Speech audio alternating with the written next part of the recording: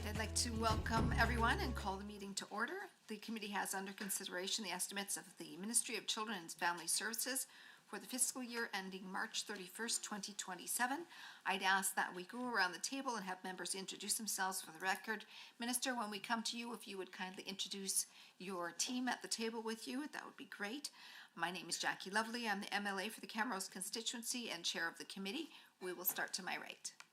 Good evening, Jennifer Johnson, MLA for Lacombe-Panoka. Good evening, Rebecca Schultz, MLA for Calgary Shaw. Good evening, everyone. Brandon Linty, MLA for Leduc Beaumont. Good evening, Tara Sawyer, MLA for the outstanding constituency of Old Didsbury Three Hills. Good evening, everyone. Peter Singh, MLA, Calgary East. Good evening, everyone. I am Cyril Turton, Minister of Children and Family Services. To my left is Joni Brodziak and David Wheeler. On my right is Lisa Sidonic and Lillian Yu. Good afternoon, everyone. My name is Christina Gray. I'm the MLA for Edmonton Millwoods. Good evening, Diana Batten, MLA for Calgary Acadia. Good evening, Julia Hayter, MLA for Calgary Edgemont. Brooks Arcampbell, MLA for Edmonton West Henday. And I see that we have no remote participation today. I'd like to note the following substitutions for the record. Member Arkan Paul will be substituting as Deputy Chair for Ms. Goring.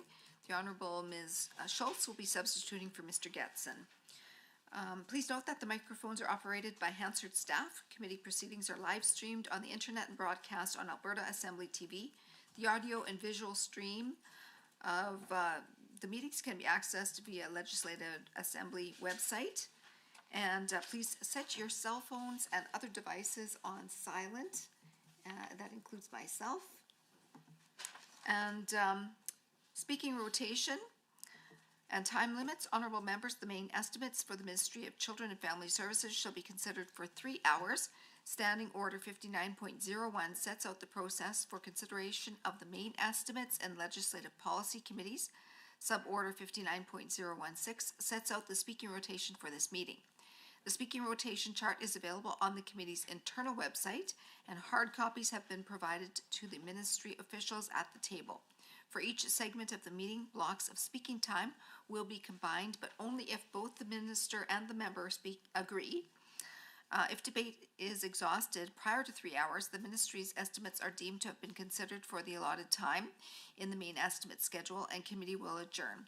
Should members have any questions regarding speaking times or rotation, please email or message the committee clerk about the process. With concurrence of the committee, I will call a 5-minute break near the midpoint. Does anyone object to having a break today? All right, seeing none, we will have a break. Ministry officials who are present may, at the direction of the minister, address the committee. Ministry officials seated in the gallery, if called upon, have access to the microphone in the gallery area and are asked to please introduce themselves for the record prior to commencing. Pages are available to deliver notes or other material between the gallery and the table. Attendees in the gallery may not approach the table. Space permitting, opposition caucus staff may sit at the table to assist their members. However, members have priority to sit at the table at all times. Points of order will be dealt with as they arise, and individual speaking times will be paused. However, the block of speaking time and the overall 3-hour meeting clock will continue to run. Any written materials provided in response to questions raised during the main estimates should be tabled by the minister in the assembly for the benefit of all members. Finally, the committee should have the opportunity to hear both the questions and the answers without interruption during estimates debate, and debate flows through the chair at all times, please, members, including instances where speaking time is shared between a member and the minister. I would now invite the Minister of Children and Family Services to begin with your opening remarks. Sir, you have 10 minutes. Yes, well, thank you very much, and good evening, everyone. Again, I'm Cyril Turton, Minister of Children and Family Services. Joining me on my right are Deputy Minister Lisa Sidonic, and Assistant Deputy Minister of Financial Services and Senior Financial Officer Lillian Yu, and on my left, Chief Operating Officer and Assistant Deputy Minister for Child Intervention Delivery David Wheeler, and Assistant Deputy Minister for Youth and Preventative Family Services Joni Brodziak. In the gallery, I have Assistant Deputy Minister for Indigenous Partnerships and Strategic Services Cynthia Dunnigan, and Assistant Deputy Minister of Regulatory Compliance Quality Assurance and Business Supports, Brian Makowecki. Madam Chair, I am pleased to present the Children and Family Services Budget 2026 Estimates and 2026-28 Business Plan. We are investing nearly $1.7 billion into services for Alberta's vulnerable children, youth, and families. This is an increase of 5.6% from Budget 2025-2026. We are focused on what matters most, meeting our legislative responsibilities to keep children safe and keeping our promise to support Albertans fleeing violence. Alberta's fiscal reality is challenging, and my ministry is experiencing growing case complexity, inflation, and rising service delivery costs. We are making disciplined choices so services are available where they are needed the most. We will continue to listen to and work with our partners who are caregivers, agencies, women's shelters, and sexual assault centers to make collaborative program improvements while investing in supports for lower-income families and youth with complex needs. Our core responsibility is the safety and well-being of about 9,000 children receiving child intervention services right across the province, and this includes investing in frontline staff and caregivers. This year, we're increasing child intervention delivery funding by nearly 5% to more than $1 billion. Family-based placements, such as kinship and foster care, provide children unable to safely remain at home with stability, access to essential supports, and connections with family and culture. And this is why we're investing in over 8,000 compassionate, hard-working foster, kinship, and permanency caregivers right across the province. Budget 2026 increases their rates by 2%, and this helps cover day-to-day necessities like food and clothing, skill fees for foster caregivers, babysitting, and relief costs. Many Albertans become caregivers because someone they know has fostered. So we are expanding the Refer a Foster Caregiver program to include kinship caregivers, supports for permanency recipients, those who were previously licensed foster caregivers, and nonprofit organizations. When a caregiver becomes fully licensed, they will receive $1,500, as will the person who refers them, up from $500. We clearly heard from caregivers that we needed to modernize our system, which is why we will be launching a new online portal. This new tool will enable them to access information and submit claims through a secure account. Recruiting and retaining caregivers is part of our long-term strategy to connect children and youth to the right placement for their diverse needs. Budget 2026 also invests in our frontline child intervention workforce. Some of these supports include a new job classification with a pay increase of up to 9%, enhanced mental health and OHS supports, and tuition so that eligible employees can advance their education. With mental health and addiction, we are maintaining annual funding of $3.7 million to the 8 provincially funded child and youth advocacy centers that offer coordinated multidisciplinary services to children who experience abuse. My ministry also helps families build resilience and avoid the need for intervention. We fund prevention and early intervention systems through 70 family resource networks right across the province. Centers that offer free services including parenting classes and targeted supports for families with complex needs. Budget 2026 invests $66.7 million in FRNs. Through this funding, we are strengthening services and increasing access to supports for youth as well as Indigenous, ethnocultural, and rural communities. These actions also respond to the Auditor General's recommendations to help Indigenous families stay together through culturally appropriate supports. We are also adding $4.3 million to the Transition to Adulthood program, which empowers young adults leaving government care to live independently, pursue education, build careers, and maintain lifelong connections. Budget 2026 invests more than $93 million into addressing family and sexual violence, strengthening our response to the government strategy for ending gender-based violence. 15 sexual assault centers and their umbrella organizations will receive $15.8 million in 2026 and 2027. Albertans fleeing violent relationships also need safe places, so Budget 2026 maintains funding to 32 women's emergency shelters and 19 second stage shelters right across Alberta. Over the past year, we have worked with shelters to renew the grant program to allow for innovation and flexibility based upon their local needs. This will also ensure the funding is data-driven, equitable, and needs-based. In addition, we are investing in a safe and welcoming environment.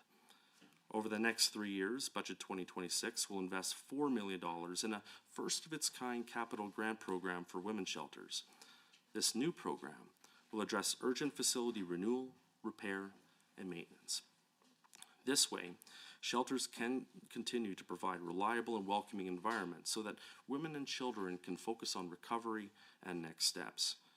For youth, the moment they choose to access help can be pivotal.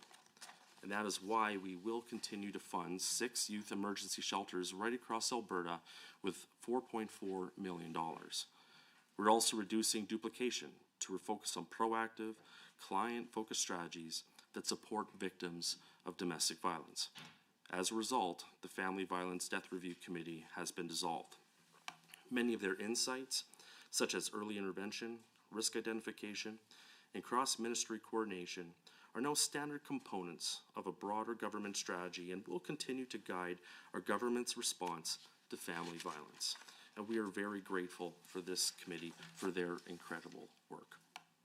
Across Alberta, government-owned buildings support frontline services for vulnerable children, youth, and families.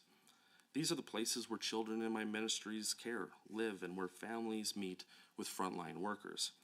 And over time, these facilities need small-scale upgrades to safely meet the needs of the people who use them. Budget 2026 commits $2.1 million per year to support improvements, as well as $6.3 million through Alberta Infrastructure to replace 4 community group care facilities. Additional capital funding from Alberta Infrastructure invests nearly $60 million in provincial campus-based centers over 4 years, providing wraparound supports for children and youth with complex needs. This includes the development of a new center in Grand Prairie, ensuring that support is close to home for Northern Alberta youth, and the modernization of the Yellowhead Youth Center, the largest of its kind in the province. My ministry is also helping lower-income families keep more of what they earn and provide more of their children, or more for their children, through the Alberta Child and Family Benefit. We're investing $405 million, an increase of $30 million from Budget 2025-26 to support Alberta's growing population. This benefit funds basic necessities through a monthly tax-free payment to about 190,000 families right across the province and encourages workforce participation. My ministry is also actively working with First Nations, the Transition Authority, in line with the federal government's An Act Respecting First Nations, Inuit, Métis, Children, Youth, and Families. And as of this March, 5 First Nations in Alberta have fully enacted children and family services laws under the federal act. We understand how important it is for Indigenous children and youth to stay connected to their families, communities, and culture, and we support this incredible work.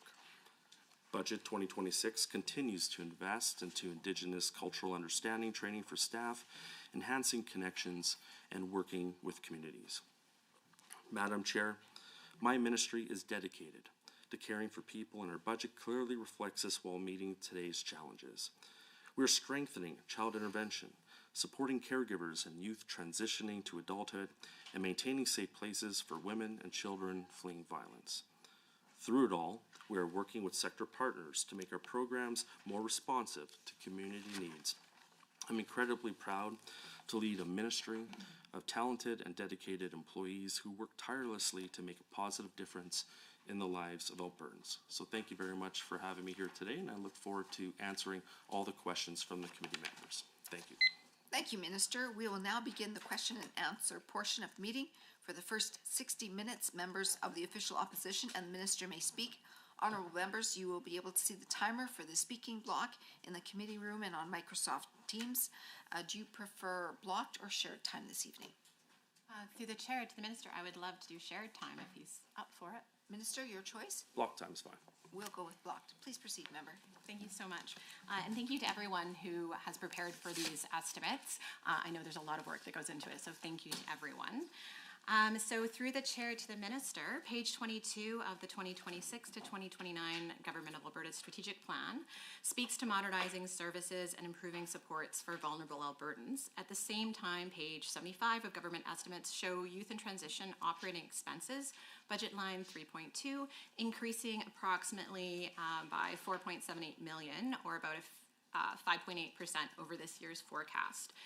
Of course, investment in youth who are transitioning into adulthood is critical for their long-term success. Can the minister, through the chair, outline what concrete outcomes the government expects this additional funding to achieve for youths transitioning out of care from government? Will this funding expand access to housing supports, increase financial assistance, improve access to education or employment programming, or strengthen mental health and mentorship supports? Per the most recent publication, 2,120 young adults currently access the program. How many additional youth does the ministry expect will benefit from this additional funding? What measures will the ministry use to track whether this investment is actually improving stability and long-term outcomes for youth leaving the child intervention system? When, through the chair to the minister, when the funding increases by 4.78 million, what will be the difference for a young person aging out of care in this coming year relative to one that is aging out today? And of course, through the chair to the minister, youth who have aged out of care have been clear that the previous support and financial assistance agreements often provided greater stability than the current transition to adulthood program, particularly because supports under the SFAA could extend financial supports to the age of 24 and were often more responsive to individual needs. Many youth and advocates have since raised concerns that the transition to adulthood program, with its reduced length and flexibility of these supports, have created new gaps for young people who are trying to secure stable housing, pursue education, or enter the workforce while transitioning out of care of government. Through the chair to the minister, with the additional funding now being allocated to youth and transition supports, how will the ministry ensure that this investment actually addresses the gaps youth have identified in the current TAP program? How will the ministry measure whether these changes are improving stability and long-term outcomes for the young people who rely on these programs? And through the chair to the minister, Advancing Futures is intended to support youth who have aged out of government care in pursuing post-secondary education. Given the rising cost of post-secondary education, including tuition, textbooks, housing, and basic living expenses, does the ministry believe the current level of support available through Advancing Futures is sufficient for youth transitioning out of care to realistically complete their studies? Now, through the chair to the minister, 1,051 young adults access this program as of December 2025. Can the ministry outline how many youth leaving care each year are eligible for the Advancing Futures program? And what is the level of financial assistance currently provided per student? What proportion of youth transitioning out of care are actually able to benefit from the Advancing Futures supports? And how many youth who may wish to pursue post-secondary education are unable to access the program due to limitations in funding or eligibility criteria? Through the chair to the minister, is any portion of the increase to youth and transition funding on budget line 3.2 intended to strengthen the Advancing Futures program, either by increasing the financial support available per student or by expanding the number of youth who can access the program? Does the ministry measure long-term outcomes, such as whether participants remain employed, continue their education, achieve financial independence, or achieve financial independence after leaving the program? And given the public investment in Advancing Futures, what performance indicators does the ministry use to determine whether the program is delivering a strong return on investment for both the youth and for the province? If participants are not securing stable employment after completing the program, what steps does the ministry take to adjust program design or supports to improve these outcomes? And through the chair to the minister, does the ministry publish or report employment or education outcomes for the Advancing Futures participants, so Albertans can see whether the program is effectively helping youth transition out of care and build stable, independent futures? Now, with the increase in youth and transition funding outlined in this year's estimates, will the ministry expand access to Advancing Futures so that more youth leaving care can pursue post-secondary education? And how is the ministry ensuring that youth who are aging out of care are aware of and able to access these supports so that financial barriers do not prevent them from continuing their education? Now, to the minister, through the chair, page 22 of the 2026 to 2029 Government of Alberta Strategic Plan speaks to modernizing services and improving supports for vulnerable Albertans. However, page 75 of the government estimates, budget 3.1, early intervention and early childhood development, shows an increase of $859,000, which is just over 1% over forecast. Now, experts across childhood development and social services consistently highlight that early intervention is one of the most effective ways to improve outcomes for children and families, while reducing the need for more complex and costly interventions later in life. And of course, many communities, service providers continue to report growing pressures on the programs that support children and families proactively, so before the challenges escalate. Our family resource networks, our FRNs, are doing an incredible job and providing incredible work supporting families. As the minister had mentioned in his opening, they provide parenting supports, early childhood development programs, and community connections that help stabilize families and strengthen outcomes for children. And given that the government's own strategic plan emphasizes strengthening supports for vulnerable Albertans, and given the proven value of early intervention programs delivered through FRNs, to the minister through the chair, why is the ministry failing to invest strategically in these preventative programs? With the increase in budget line 3.1 sitting just over 1%, how will this funding meaningfully expand the early intervention services that help families before situations escalate? More specifically, what concrete improvements will families actually see as a result of this increase? Will it expand access to FRN programming, increase the availability of preventative supports for families, or strengthen community services designed to help families stay stable? And if early intervention programs like those delivered through FRNs are widely recognized as effective at improving outcomes and reducing the long-term system costs, why is the ministry not prioritizing a larger investment in these preventative supports? Now, page 75 shows budget line 3.1, again increasing roughly about 1% over forecast, given inflation, population growth, and the rising demand for youth services. Isn't this effectively a real reduction in spending capacity for programs intended to support Alberta's youth? The ministry's mandate commits to improving outcomes for Alberta's young. Through the chair to the minister, how does a 1% increase in line 3.1 meaningfully support that mandate when service demand and operating costs continue to rise? What analysis did the ministry conduct to determine that that 1% increase was sufficient to deliver on those objectives? How can these outcomes realistically be achieved without proportional increase in program funding or staffing capacity? And if funding remains essentially flat, which programs or services connected are going to see reduced reach, delayed rollout, or limited availability for Albertans' youth? What specific outcomes targets for youth are expected this fiscal year, and how do those targets compare with last year's? If the ministry fails to meet the objectives outlined, what accountability measures are in place given this limited increase in funding in budget 2026? If these objectives are not fully developed, what will be the impact on Alberta's youth? How does the government justify proceeding with funding levels that appear insufficient to meet its own commitments? Further, page 41 of Business Plan 2026 to 2029, key objective 1.2, which states support FRNs to deliver universal, targeted, and intensive prevention and early intervention services that focus on child development and well-being, caregiver capacity building, and social connections. And then under initiatives supporting key objectives shows a $67 million allocation to FRNs. Given the almost $82 million allocated in budget line 3.1, where are the remaining $15 million being allocated? And what outcomes are being monitored to ensure responsible and adequate investment in services that serve Albertans' youth? All right, thank you so much, member. We will move over to the minister for his response.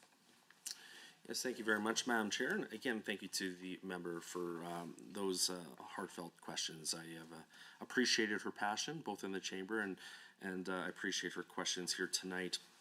So you touched base on a number of different topics, and I will do my best to answer as many of them as I can. And if not, I'll make sure I answer them on the next one. So that way each section is properly addressed. So the first question that you did talk about at great length at the start of your question block, member, was about the youth in transition. And this is obviously something that's very near and dear to my heart for any of us that have teenagers or young adults. We realize how important that stage of your life is. And as a Minister of Children and Family Services, I understand and have heard firsthand about the challenges that so many youth transitioning out of care are going through as they enter adulthood. And I realize it's challenging for most young people, and those transitioning out of government care can face even more challenges. And that's why we deliver a program that prepares youth and young adults with child intervention involvement to live independently, pursue education, build careers, and have every opportunity to find success. And I think that's something that each and every one of us around this table want for these amazing young adults. The Transition to Adulthood program that the member talked about is helping young adults find mentors, develop employment and life skills, attain post-secondary education, build careers, and maintain emotionally supportive and lifelong connections. By investing in the future of youth and young adults transitioning out of care, we are better supporting vulnerable young people with a more coordinated, specialized support program, which is an investment in our province's future. In addition to TAP, as the member talked about, youth in care and young adults transitioning out of care are able to access a wide number of programs and services to support successful transitions. Some of these programs include Advancing Futures, the Registered Education Savings Program, Mentoring for Youth and Young Adults from Care, Youth Employment Connections Program, Foster Caregivers Caring for Young Adults, the Youth Advisory Task Force, Family Resource Networks, and of course, Youth Hubs. The budget, as the member has asked, for TAP in 2026-2027 is $65 million, and this consisting of $17.9 million for TAP delivery, which is soft supports, and $47.1 million in financial support. The member was asking about how many individuals are receiving these supports. As of December of 2025, 2,123 young adults are receiving supports through TAP. Of these, 1,878, or approximately 88%, are receiving services through the Ministry's Provincial Service Delivery or off-reserve service arrangements. And this is about a 1% decrease from 2024-25 Q3 to 25-26 Q3.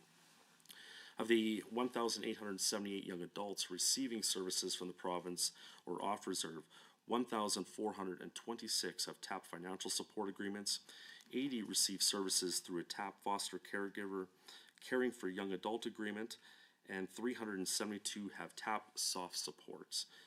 TAP recipients can choose between one of four pathways based on their individual goals. And one of the goals is stability, adult support services, education, and employment or career. 14% are enrolled in the adult support services pathway, 37% in the stability pathway, 21% in the employment and career pathway, 19% in the educational pathway, and 9% are still in the process of selecting a pathway. And with the guidance of our amazing staff at CFS, we're going to do our best to help ensure that they have a path that's viable for them. TAP recipients' monthly core benefit is $810, and TAP also provides supplemental funding for annual or as needed expenses such as medical, cultural, damage deposits, and childcare. So there's an extensive support network for many of these amazing youth that are transitioning into adulthood. The Youth Employment Connections Program, it is funded in collaboration with Assisted Living and Social Services Ministry to support employment readiness. Since the program was launched in April 2024, 331 recipients have received services, 272 have completed career planning, 250 pre-employment supports, and 195 completed skills and development training. Again, another positive example about how the youth in this program are receiving the care and the attention that they have and that they require so that they can transition into adulthood. The member asked in her questions about some of the support offered to young adults transitioning out of care into adulthood. And I just want to again highlight a couple aspects that TAP recipients are eligible for financial core monthly benefits up until the day before their 22nd birthday. Also, there's a number of programs that they have access to for mentoring and employment, which I touched base on. And just one example, the Mentoring for Youth and Young Adults in and from Care program provides tailored training and resources to build service providers and mentors' capacity to meet the needs of youth and young adults from care, including ensuring that Indigenous youth and young adults are connected to Indigenous communities and culture. Again, it's extremely important to increase those cultural and family connections for so many of our kids, because as we know, and I'm sure we will talk about later on today, about the large number of Indigenous youth within the system. I also want to talk a little bit about some of the financial benefits for those over the age of 22, as the member talked about. So support for TAP recipients does not stop when they turn 22. TAP recipients aged 22 to 24 have a choice to continue to access transitional and non-financial supports such as mentoring opportunities, life skills programming, employment readiness supports, and regular connection to a dedicated TAP practitioner. Some supports is also important for the committee to realize they do continue up to the age of 31. Young adults can apply to the Advancing Futures program up until the day before they turn 25 and can receive supports to pursue their educational goals for up to 5 years or until the day before they turn 31. Now, the member also talked a little bit about Advancing Future, and note no changes are planned for the 26-27, but we are committed to continuous improvement. And I think that's really important, both for the ministry as well as for myself, is that we want to make sure that this program is constantly evolving and improving to ensure that the kids are looked after. Regarding Advancing Future, as the member talked about, is something very near and dear to my heart. And the Government of Alberta is committed to ensuring that young adults transitioning out of care into adulthood have access to post-secondary opportunities and support life skill development and long-term success. And the member rightly talked about the success of Advancing Futures, because we know that it does make a difference. And this program is open to young adults aged between 18 and 31 who have been in care, who wish to pursue post-secondary studies. Through this program, recipients have access to financial, social, and emotional supports. Young adults can apply to Advancing Futures program up until the day before they turn 25 and can receive supports to pursue their educational goals for up to 5 years or until the day before they turn 31. Our government provides 25 students a year with the $2,000 Duke and Duchess of Cambridge Scholarship Award, and these scholarships are awarded to students from Advancing Futures program based upon their academic performance. Recipients of the Duke and Duchess Scholarship have achieved exceptional grades while dealing with challenging circumstances and should be proud of their academic performance and hard work. Again, this is definitely one of those programs that I like to brag about, as it's really providing a leg up for so many children and youth that are advancing into adulthood. The 2026 budget for Advancing Futures is at $19.5 million, of which $14.2 million is allocated to recipient bursaries or grants. Again, and just some of the stats, in 2024-25, 84.5% of the recipients completed their program of study. Again, this is showing success in this program. The target for 2024-25 was 89% and continues to be the same in 2025 and 2026-27. And again, I just want to thank all those amazing students for their incredible hard work, fighting through all their challenges and advancing their education. As of January 2026, 1,109 Advancing Futures recipients are enrolled in the program. 31% are enrolled in a degree program, 33% are enrolled in a diploma program, 13% are enrolled in upgrading, and 23% are enrolled in our certificate program. And again, for the people that are interested on the economic side, every $1 spent on Advancing Futures creates approximately $4 in economic and social benefits. The member was talking real briefly about some of the breakdowns for the Youth in Transition budget. The Youth in Transition budget being $86 million for 26-27. That would include TAP delivery at $17.9 million, TAP financial support at $47.1 million, for a total of $65 million. So again, this is a sheer example of an amazing program that provides incredible supports for young adults. Thank you, Mister. We'll head back over to the official opposition for their next segment of questions. Thank you, Madam Chair, and through you, thank you to the Minister for those answers. Page 75 of the Business Plan 2026 to 29, Business Line 2.2, shows a $3 million underspending for child intervention delivery, while the budget now proposes a $49.8 million increase, or a 5.2%. Can the Minister, through the Chair, explain why the Ministry was unable to spend the funds allocated last year? Does this underspend indicate vacant frontline positions, delayed services, or administrative barriers? And what has been done to ensure these gaps do not continue this year? There's approximately $33 million in additional funding for budget line 2.2, child intervention delivery. And of course, frontline workers are consistently reporting staffing challenges, shortages, and high caseloads.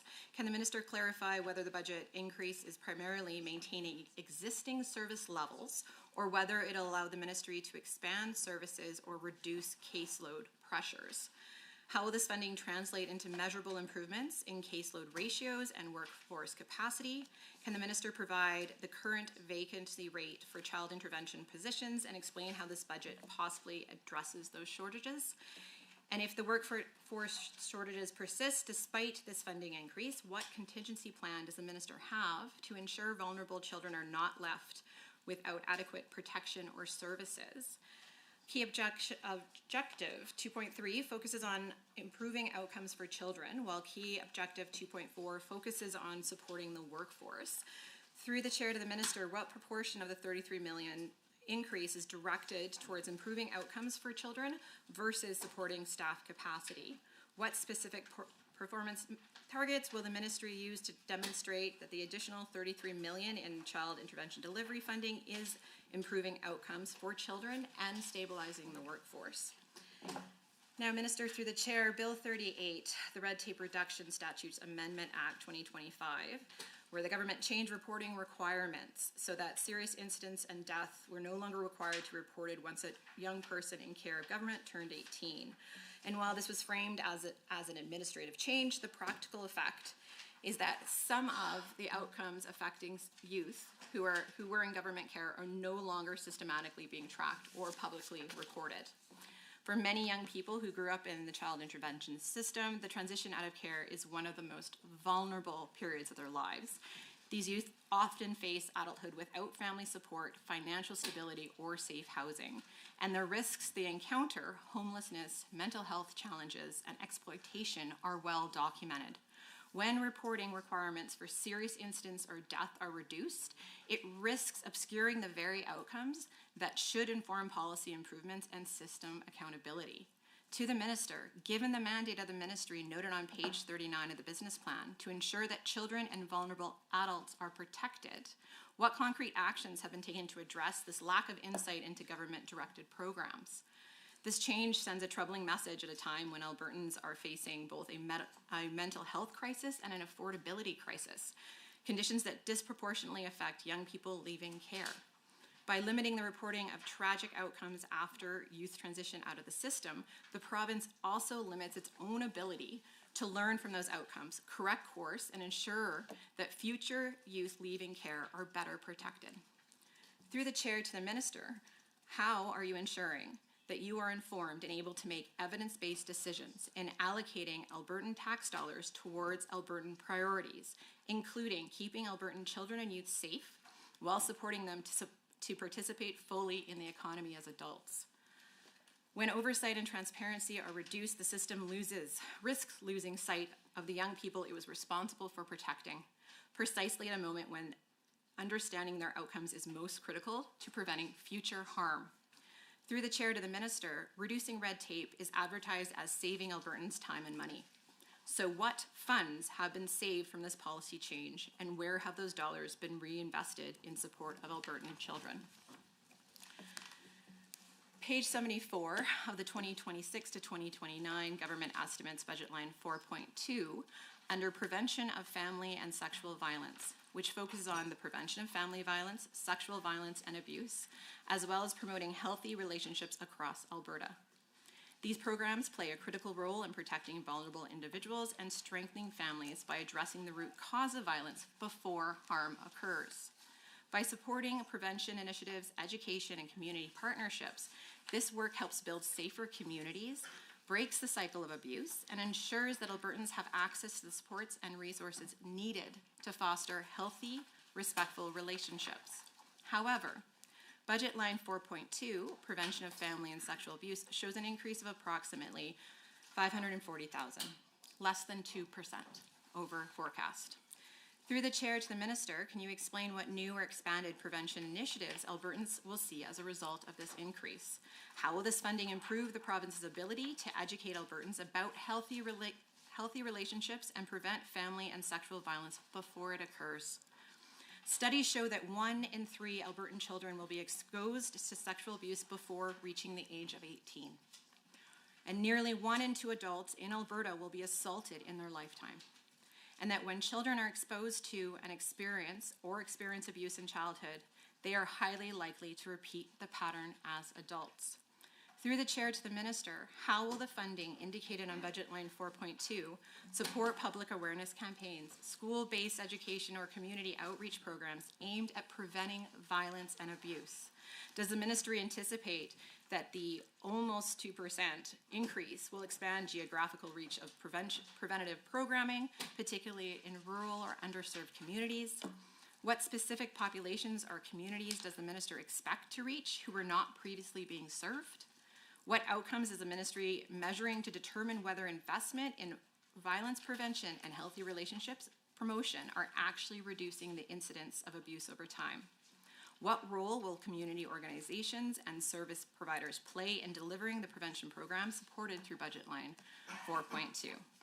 And given the importance of early education in preventing violence, and that the highest risk for abuse is seen in women and girls, Albertans with disabilities, Indigenous peoples, and sexually diverse peoples, how is the ministry working with schools and youth-focused organizations to ensure prevention efforts reach the young people across the province?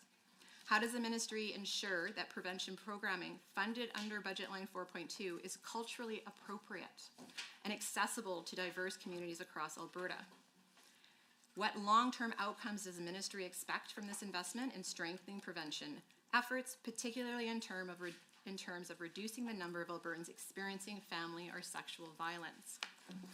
The ministry's business plan, page 42, key initiatives supporting key objectives, bullet 3, highlights $29 million to provide services to Albertans impacted by sexual and family violence, which appears to refer primarily to response and survivor supports. Can the minister, through the chair, provide a clear breakdown of how much total funding in this budget is dedicated to prevention programs versus services for people already impacted by violence? If the $29 million referenced in the business plan is primarily directed towards supporting victims after the violence has occurred, can the minister explain what proportion of the minister's overall funding is actually being invested upstream in prevention initiatives? And as the minister had said in his opening, we know that investment up front saves everyone headaches and hardship, that's a word, we're gonna go with that, and heartache when things escalate and aren't addressed initially. So I would love the minister to explain how, given the earlier comment about investing $1 into advancing futures and how we see $4 back in social benefits, very similar math happens here where we invest in prevention. We provide those resources. We educate children so that they're aware of their resources, their options. Can the minister, through the chair, share with us what return on investment he is expecting to see given the, less than 2% investment into the prevention of family and sexual abuse? Thank you. That's the wrap-up of your questions, member? Okay, very good. That gives us 30 more seconds. We'll move back over to Minister for his response. Yes, thank you very much, Madam Chair. And again, thank you to that member for those questions. So To touch base a little bit on what the member was saying in the last block, I just want to answer quickly her questions pertaining to early intervention services for children and youth. So in 2026-27, Children and Family Services is administering approximately 50 community-based grants totaling $6 million for the provision of mental health, youth suicide prevention, mentoring prevention, and early intervention supports and services for children and youth right across Alberta, including 12 First Nations communities here in the province.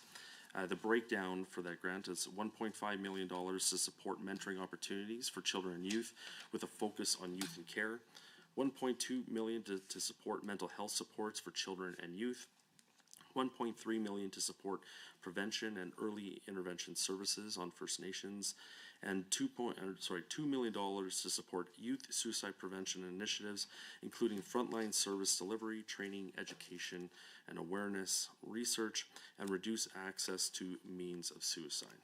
And in 2026-27, Children and Family Services is also administering grants totaling $4.4 million for 6 youth emergency shelters right across the province, located in Calgary, Edmonton, Red Deer, Fort Mac, Lethbridge, and Grand Prairie. Also regarding early intervention services about the budget, there is an increase of $4.1 million or 2.5% from the 2025-2026 forecast. This increase from the forecast is primarily due to higher caseloads in the transition to adulthood program and public sector compensation adjustments. Children and Family Services, we are and will remain committed to using taxpayer dollars in a targeted, effective way for prevention and early intervention services. And Albertans should receive consistent, high-quality services regardless of where they live. And that really ties into one of the parts of the ministry that I'm always happy to talk about, and that's family resource networks. I know the member talked about at great length about the preventative nature of family resource networks, and I really think that this is the best tool that we have to provide those preventative services so that we can pour into amazing families and young adults and kids and ensure that they lead healthy lives. And this continues to be one of my highest priorities as Minister of Children and Family Services. And our FRNs provide a wide range of high-quality prevention and early intervention supports for children, youth, and families right across our province so that they can access the supports that they need, regardless of where they live. These services focus on the well-being of families and help build healthy, strong communities, which is something I know that the member has been talking about with her range of questions.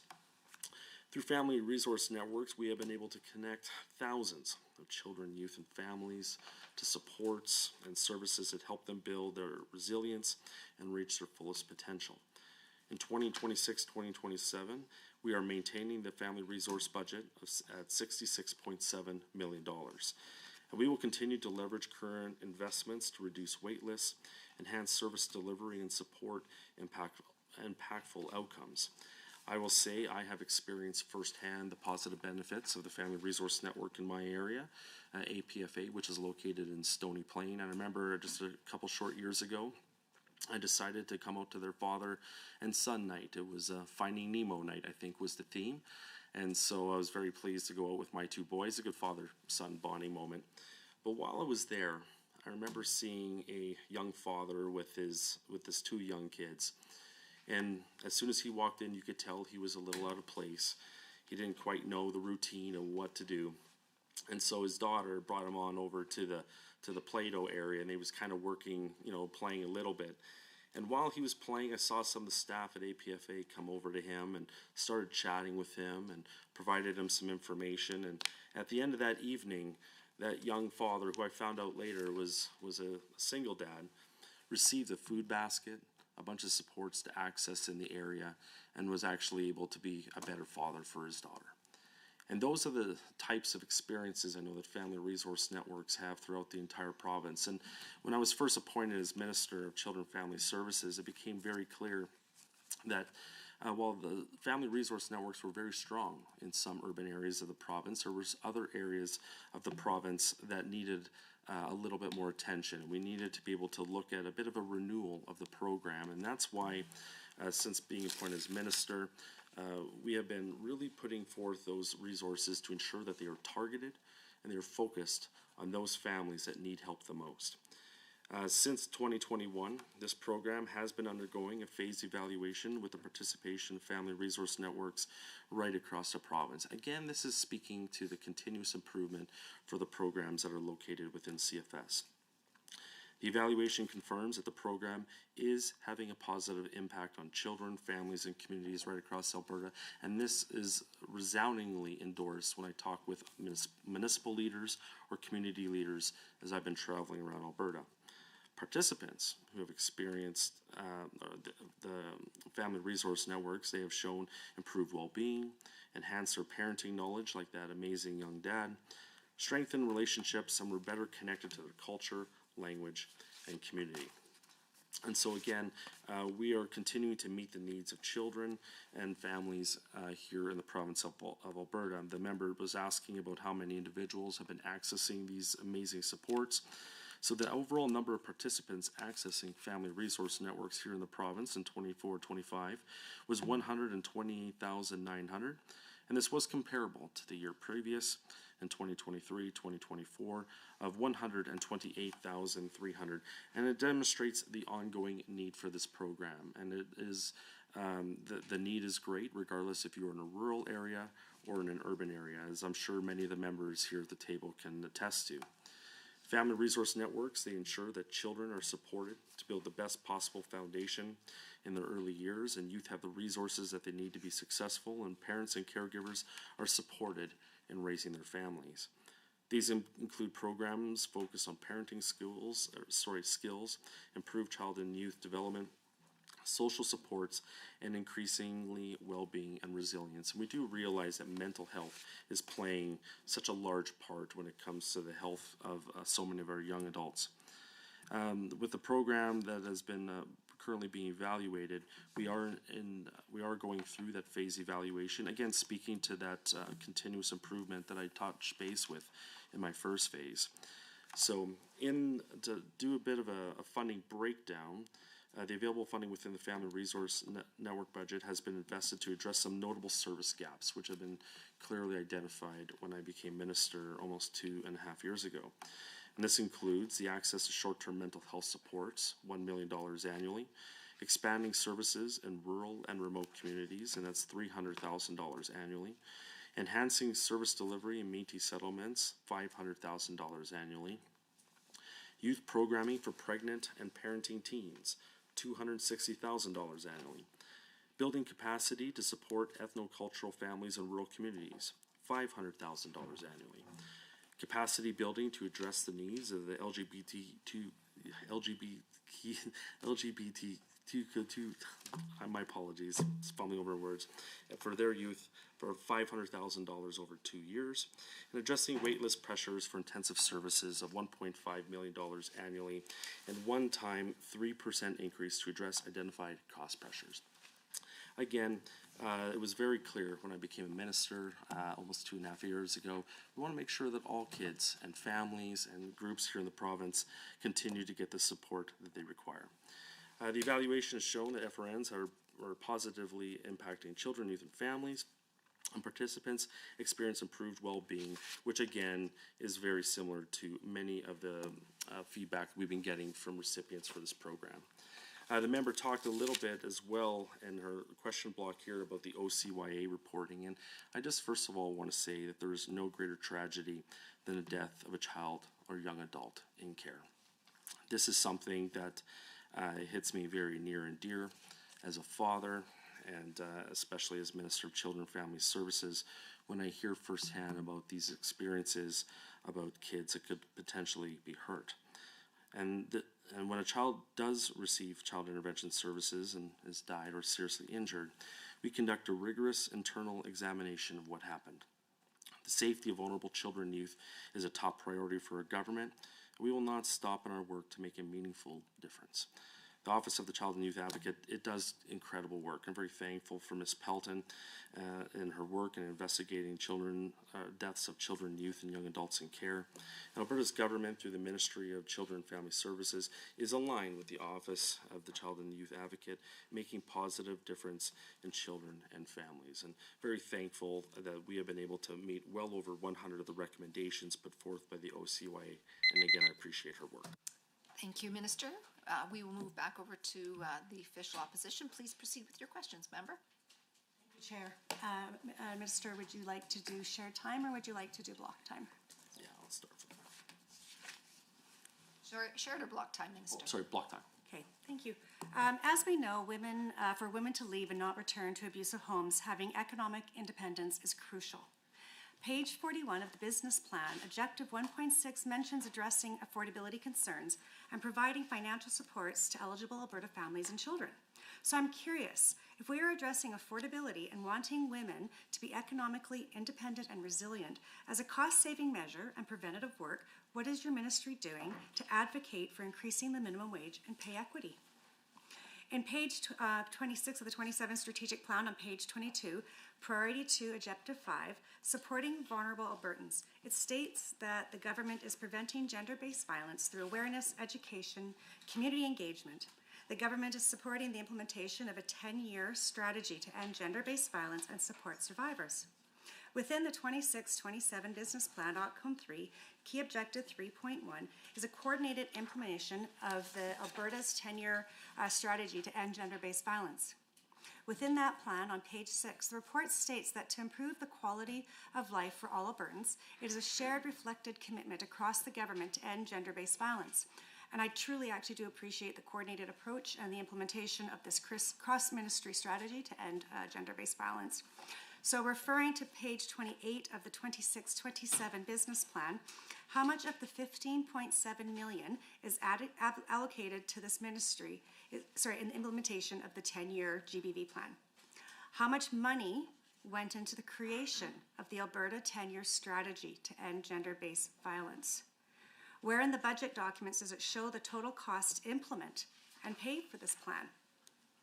Can the minister confirm that the $19 million allocated to the gender-based prevention is allocated from his ministry to other ministries for implementation? Can the minister list which of other ministries have been allocated this funding and how much was allocated to them? Can the minister confirm if there are any performance metrics for us to use in, are there any performance metrics for the use of this funding, and if so, what are they, and if not, why? Will the minister provide this information to me in writing if they're not available today? With the implementation of this cross-ministry strategy, what formal coordination is in place between the Children and Family Services and other ministries for Albertans whose needs go beyond the narrow family violence funding stream? Has the ministry created any clear referral or funding pathways for shelter-serving clients whose needs overlap with housing, addiction, mental health, immigration, or other issues? If the shelters are being told to seek other funding streams, which ministries are expected to pick up those unmet needs? In the 24-25 annual report, it showed shelter pressures increasing, with longer stays linked to increased client complexities, safety considerations, housing costs, or the lack of affordable housing options and transition into. The business plan key objective 1.4 on page 35, the ministry refers to reviewing and updating the investments in the women's shelter programming. Can the minister explain what has changed in this budget to ensure shelter funding is better aligned with the actual pressures shelters are facing? The annual report showed that women are staying longer in emergency shelters, in part because of housing pressures. Where in the budget documents can I find the specific funding or program changes that are intended to reduce those longer shelter stays? With increasing complexity, what additional support is being provided for staffing, programming, and wraparound services beyond just shelter beds? In the business plan, page 42, key objective 2.5, it refers to renewed shelter programming and funded community-based supports. Can the minister explain what measures the ministry will use in 26-27 to show whether those investments are actually reducing pressures in the shelter system? How much is coming as stable operating funding to frontline GBV organizations versus short-term projects, grants? What is the plan to move them to multi-year funding? Stakeholders have consistently raised concerns about short-term and one-time funding. One-year grants do not allow for meaningful long-term programming or evaluation. They are causing a lot of instability. Has the minister heard from shelter directors that short grant timelines make budgeting and planning unmanageable? And if so, what changes are going to be made in response to this? In the current business plan, What portion of women's shelters and sexual violence funding is stable operational base funding, and what portion remains one-time, short-term, and project-based? Can the minister explain how the 26-27 budget gives shelters and community agencies the stability to plan for staffing and services over multiple years when they're relying on short-term grants? Will the renewed Women's Shelter Program provide multi-year operational funding, or are shelters still expected to work under short-term grant agreements? What metrics is the ministry using to judge success for the programs that are funded for only 1 year and may not continue? How will the ministry make sure that the smaller shelters without large advocacy teams are not disadvantaged in seeking additional funding or capacity? Where is the planning to give shelters enough stability to plan staffing, programming, and capacity in long term? Does the ministry see these 1 year gender-based violence grants as pilot projects? And if so, what process exists to continue or scale successful ones? In the government estimates, page 74, 4.3, it states that women's shelters provide safe accommodation for women and children in crisis due to family violence and help connect them with resources they need to rebuild their lives. Are shelters now being told that provincial funding will apply only to beds or services for clients who meet a narrower family violence definition? If so, what is the definition? How is the ministry expecting shelters to support clients who do not fit that definition but still need shelter and safety?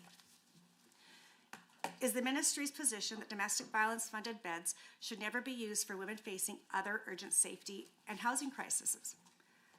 Are shelters now to find separate grants or other funding streams to cover those clients? If the ministry is funding only part of the shelter's actual demand, what plan is in place to make sure those women and children are not simply left without support? Stakeholders are hearing that there will be a new implementation of new shelter funding approach. Can the ministry confirm whether the implementation of the new shelter funding approach was delayed from April 1st to July 1st? Or do the 25-26 grants extended to July 1st with the rest of the year still uncertain? How are the shelters supposed to budget for a full year when they don't have confirmed funding?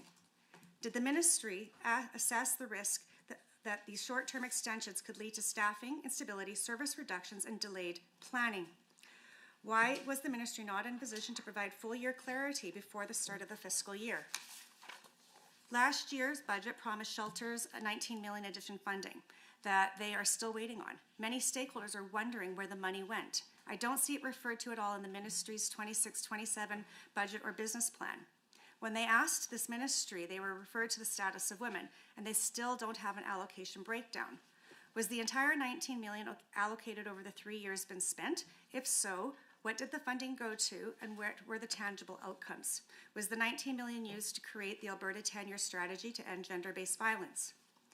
With Alberta's agreement with the federal government, we have received $7 million in transfers in the 25-26 and 26-27 for gender-based violence prevention and related social policy funding. The federal gender-based violence prevention funding peaked in the 23-24, and the federal funding is now declining as the federal agreement expires. So on page 30 of the business plan is related to federal cost-shared agreements for the gender-based violence prevention and related social policy funding. What provincial dollars is being spent to end gender-based violence? Can the ministry outline what actions taken to identify additional funding or other funding sources to ensure the continuing of funding for prevention of gender-based violence after the federal funding ends? What contingencies has the minister accounted for should the federal funding be lost for either those of separatism question or other reasons? Can the ministry outline what actions are being taken to identify alternative or additional sources of funding to ensure that the community of prevention of gender-based violence should federal funding cease to exist? The government ended the Family Violence Death Review Committee, a body that reviewed deaths related to family violence, identified patterns of risk factor, and made recommendations to help prevent future deaths. The government said that that work was to become redundant because of the other review bodies and newer initiatives. So I want to ask very clearly what in this year's budget replaces that work. Which branch, unit, or funded initiative is now responsible for reviewing deaths linked to family violence? Which body is specifically there to identify patterns of systematic failures and family violence-related deaths? Why did the government think that it was acceptable to remove one of the few mechanisms specifically focused on family violence death while also claiming the prevention as a top priority?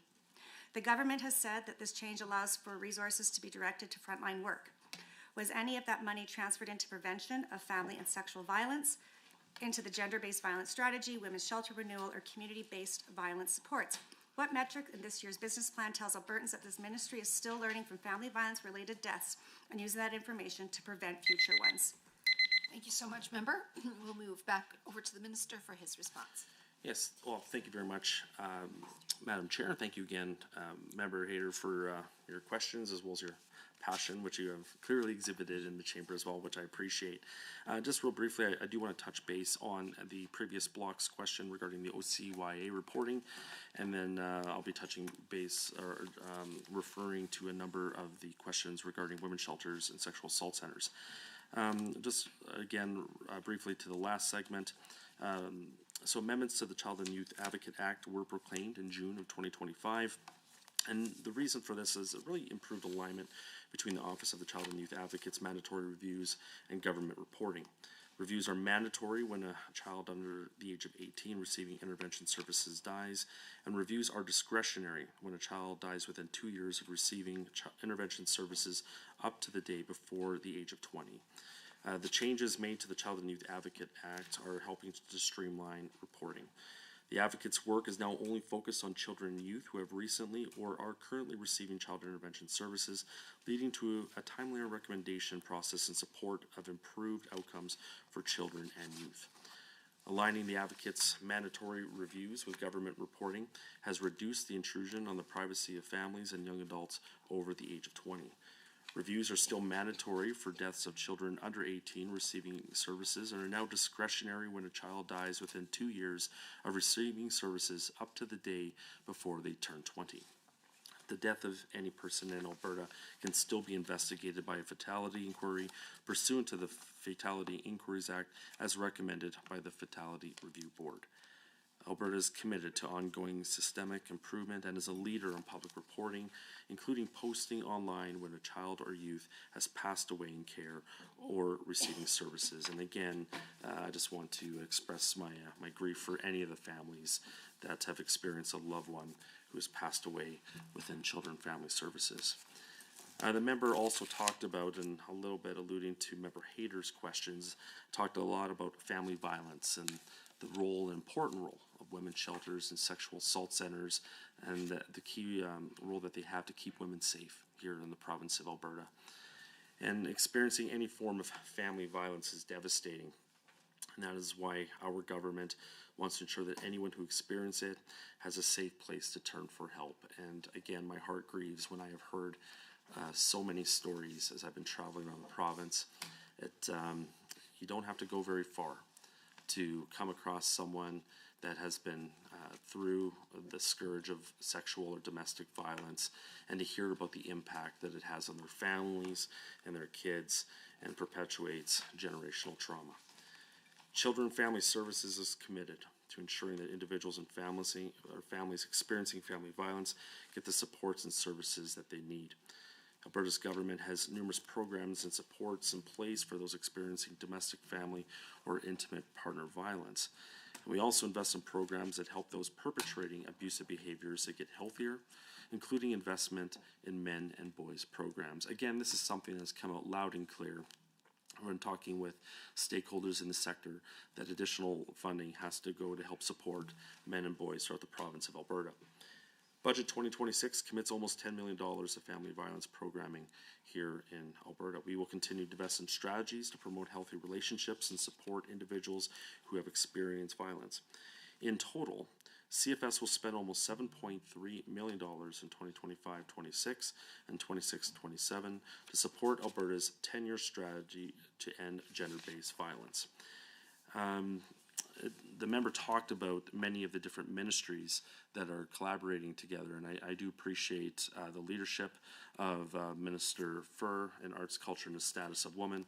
For the member's question, the total cost of GBV plan should be asked to that ministry, but we are trying to get you the individual breakdowns within this ministry.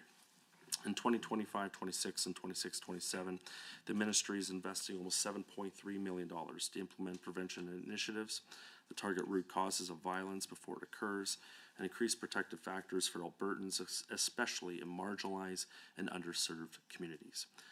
We also conduct public opinion studies to understand the prevalence of family violence and Alberta's perceptions, and this work will inform investments in prevention and intervention. Again, getting that public feedback about how we can improve the system. As well, we fund Indigenous-led organizations aimed at providing culturally appropriate family violence prevention initiatives and support women's shelter programming to offer safe and inclusive supports and services.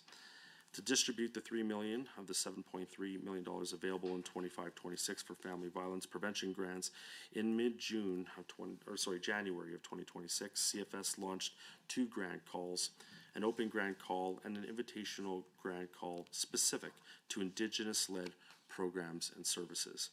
Children and Family Services will continue our work to promote healthy relationships and invest in family violence programming, women's shelters and sexual assault centers to support and empower Albertans fleeing gender-based violence. The member talked at great length about women's shelters, and this is one of the aspects of my ministry that I've appreciated traveling around the province. I think at this point I've traveled to most of the women's shelters here in the province. There's still a couple that I haven't had a chance to be able to go to. But I've appreciated the experiences and the stories that many of the executive directors have shared with me in conversations with survivors of domestic and sexual violence as they've been seeking refuge and looking for a safe place to find supports in these various women's shelters around the province. In Budget 2026, we invest nearly $62.2 million for women's shelters to help individuals and families to get the support that they need. This includes $2 million for CFS's mandate to increase funding for women's shelters by $10 million, and I'm very pleased to say that we are on track to meet our mandate commitments. The 2026-2027 budget also includes a $500,000 capital grant funding to support the Women's Shelter Facility Pilot Program, which aims to address critical facility renewal and maintenance needs, enhance safety, and maintain adequate capacity to serve vulnerable women, children, and youth fleeing violence or crisis while maintaining a safe and functional facility. And this is something that I have been advocating for and since becoming minister almost 2.5 years ago. To mention about 2 specific examples how the safety and well-being of women and families has been affected in the past. There was one shelter that it became very apparent they had a black mold issue, and that was causing an unsafe spot for safety and refuge for women and children in a rural women's shelter. And there's another one that had a very much of an emergent situation regarding some safety and sprinkler issues. And we were able to meet those needs to make sure that those women's shelters were repaired and they continued to be a safe place. But this capital grant funding is really going to allow women's shelters throughout the entire province to, on an ongoing basis, meet the maintenance needs of their various shelters and ensure that these facilities are safe for women and children in their darkest days. And by maintaining these safe places, the government will ensure that shelters are safe, secure, and meet the increasing demands for emergency accommodations for women or children in crisis. Over the past year, CFS has met with shelters, the Alberta Council of Women's Shelters, and cross-ministry partners to develop guidelines that balance provincial consistency with flexibility for shelters to provide services and ways that work for their respective communities. The renewed funding approach is based on need and ensures a wide range of services are available for Albertans to access in each region while helping maintain stable funding for shelters. I understand quite clearly the differences between the needs and challenges of shelters that are located in rural areas versus the ones in urban. And they are both complex environments to be able to act in. I know in rural areas, as I've been traveling around the province, it's challenging when women that are fleeing in the middle of the night with their kids, they might have to travel for hours at a time to be able to access a shelter. And we want to make sure that those shelters are there when they need them. But in large urban areas, there's also issues. There's issues about cultural understanding and making sure that we can enhance family relationships with Indigenous communities. And so the member talked quite a great length about shelter capacity. And I just want to again assure Albertans and many of the people that are watching that there are always supports there when you need them. And ideally, I would wish that all of our women's shelters should not need to exist. But unfortunately, there are individuals that definitely need these services, and that is why I'm very thankful to continue to help support these throughout the entire province. We are remaining committed to reducing family violence and ensuring access to some of the most critical services that women and children need to keep safe. And that is one of the aspects with the Capital Renewal Program I was very thankful to help support in this budget. Thank you so much, Minister. We will move over to the government side. Will we be using shared or block time? I would love shared if the minister is willing. Minister, what's your preference? Block time, please. Okay. All right, please proceed, member. Well, thank you, and thank you, through you, Madam Chair, to the minister for being with us here today, and thank you for the work you do, and to all of your staff as well for the very difficult job that you have in this ministry. So appreciate this time this evening. I would like to talk first on child intervention delivery. It's an essential legislative program that provides a safety net to the most vulnerable children in our province. Looking at the statement of operations on page number 44 of the business plan, the child intervention program is anticipated to grow by approximately 3.1% from the 2025-26 forecast to the 2026-27 estimate, where it sits at just over $1 billion. That's followed by a decrease of about 0.3% in 2027-28 and no change in 2028-29. So first, would the minister outline what child intervention delivery does and how it works? And then can the minister please explain what factors are driving the increased investment into child intervention delivery and how this funding will be used? And then which 2026-27 initiatives will most directly strengthen placement stability and reduce risk for children and youth with complex needs? And continuing on with the child intervention system programming, I'd like to look at the initiative related to that child intervention system, to the improvements located under outcome 2 on page number 42 of the business plan. This initiative has allocated $652 million in 2026-27 to improve the child intervention system through the implementation of preventative, safety-oriented, evidence-based programming, and the operation of government-supported, facility-based care, which targets complex care needs of children and youth in care.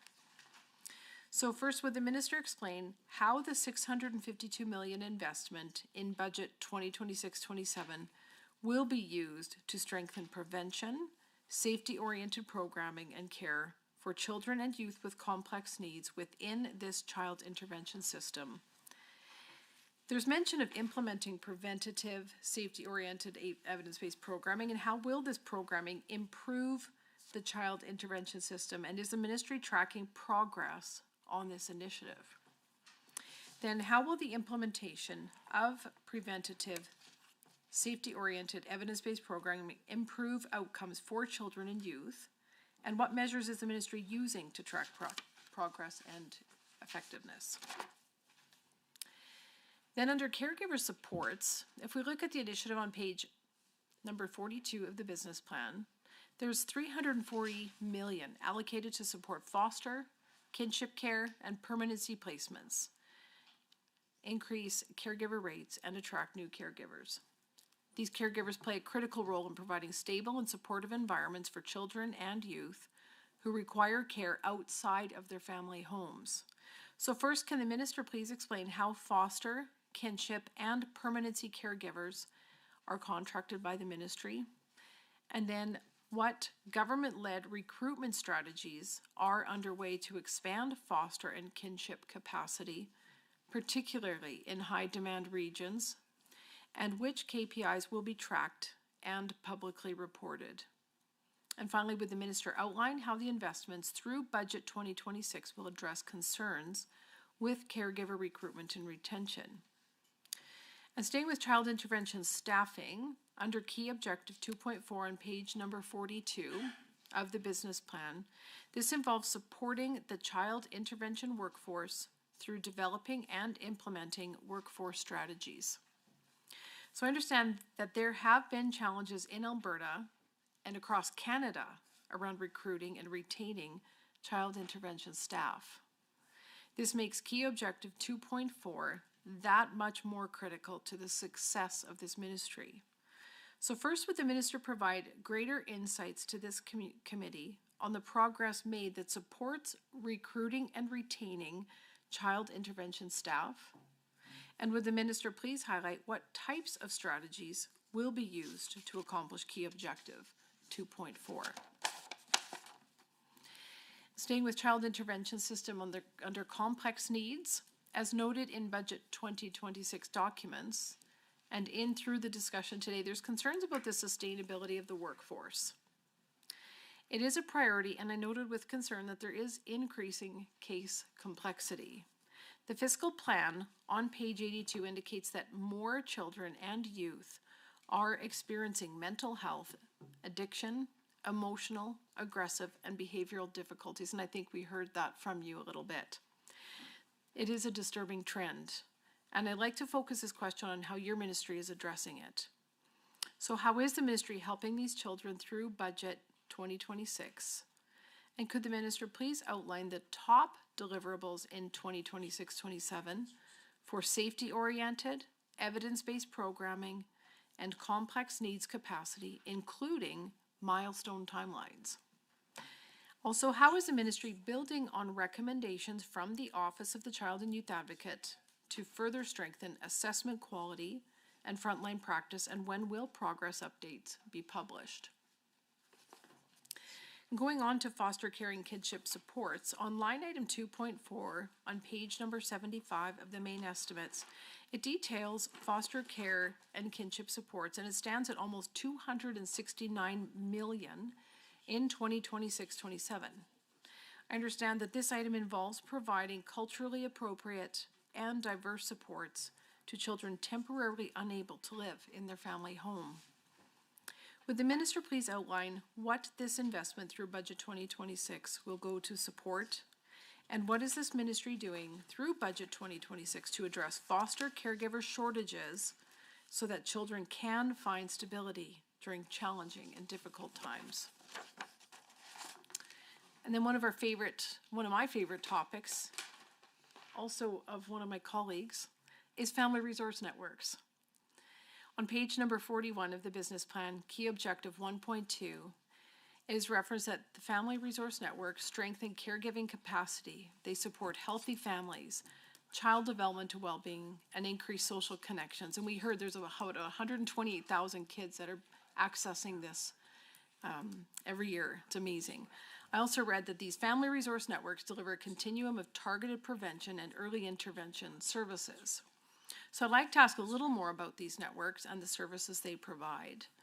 Would the minister please provide further information about family resource networks and how they offer preventative programming that benefits our communities? And how will Budget 2026 impact the operations and reach of the family resource networks? And finally, we've talked a little bit in these previous moments of women's shelters. I'm just going to touch on that briefly in these final couple minutes. And the programming review. This goes to key objective 1.4, and this involves the review and update for women's shelters. More specifically, it changes the ministry to review and update government's investment and long-term vision for women's shelters programming for individuals, women, children, and families experiencing family violence and abuse. Will the minister please explain how Budget 2026 will work to implement key objective 1.4 as it relates to the review and long-term vision? And through Budget 2026, how many shelter programs will be supported in 2026-27? And is the ministry providing for any other supports to this sector? And finally, my last question in this final minute, how is the ministry ensuring the best use of these funds to support the women's shelter sector? And again, I just want to thank the minister and his staff for this amazing work. I've been to some of these shelters. I've been to the Family Resource Network in Lacombe. They are doing absolutely amazing, phenomenal work. It is preventative. It is helping in so many ways, and I'm just so grateful to my colleague for her work in it, and to the minister and your staff for all that you've done in this. And I will pass the time over to you. Thank you very much, Madam Chair. Well, thank you so much. Appreciate member wrapping up those questions. There's a lively discussion happening between the two sides here. We'll just get focused back and turn this over to the minister for his response to those thoughtful questions. Please proceed, Minister. Yes, thank you very much, Madam Chair, and thank you very much to the member for her questions as well. Like in the time that I've known her over the last couple of years, your passion for kids is pretty awesome, and I do respect that, and I appreciate that. You know, as Minister of Children and Family Services, as you can imagine, there are a number of stories that children and families go through that I receive. I'm very thankful to so many Albertans that have shared with me their experiences as they go through some of their darkest days. And every now and then there's a question that just kind of sinks a little bit deeper. And, you know, I think of one individual story from someone that I have known for a very long time. And they were involved in the children intervention system in another province. And they told me about their experiences, and I think this pertains a little bit to what Member Johnson was talking about. This individual, as a grown individual, he's older than me, but he was talking about, even to this day, as a grown adult, as a leader in his respective community, how even on simple things like garbage day gets him triggered about his experiences that he had in the intervention system in another province, where as a young boy he confided in me that he went through the intervention system, and he knew that when he was growing up, that when he saw the garbage bag out front, that was almost a sign that he'd be moving on. And as a 50-year-old individual, this still haunts him to this day, and he made the point of telling me this experience and how it goes and affects his daily life as he lives here in Alberta. And stories like this, and even though that individual's experience was in another province, it ties in with what the member was talking about the importance of the intervention system, and that how for so many of these amazing kids, they may not know where they can actually sleep, or they may not have someone that they can go to for comfort, and it's an experience that maybe many Albertans are not aware of. So when the member, her first question, she asked about the child intervention delivery and how it works and its impact, I mean, I think about my friend that confided in that story. And that is, again, a burden that I do take very seriously as a Minister of Children and Family Services, and making sure that these kids are looked after. And some of the services that are offered within my ministry, they include in-home services and supports, out-of-home placements, including kinship care, foster care, and community group care, and campus-based care. And of course, permanency services such as adoption, private guardianship, and post-permanency services. And I know I've been at this committee for many years talking about my experiences with adoption, as I have experienced and gone through that process with my youngest son. I'm very thankful for my good friend Emily Schultz, who is the brunt of many of my questions in her prior role pertain to adoption. But when necessary, unfortunately, the department, we do have to step in, and we do have to make a difference and intervene sometimes on some of the darkest days of these families. But I'm pleased to say that we do collaborate with parents and extended family members to identify a safe and stable temporary caregiver, maintain important family and cultural and family connections, and support reunification of children with their parents. Again, this is the ultimate goal, that we want to make sure that our families are safe and healthy and our kids are looked after. When a child must come into care, all efforts are made to place a child or youth in a family-based placement like kinship when it is safe to do so. However, the goal is to place children and youth in optimal placement that matches their needs. For children or youth who require more intensive placements, there are options including community care, campus-based care, and personalized community care.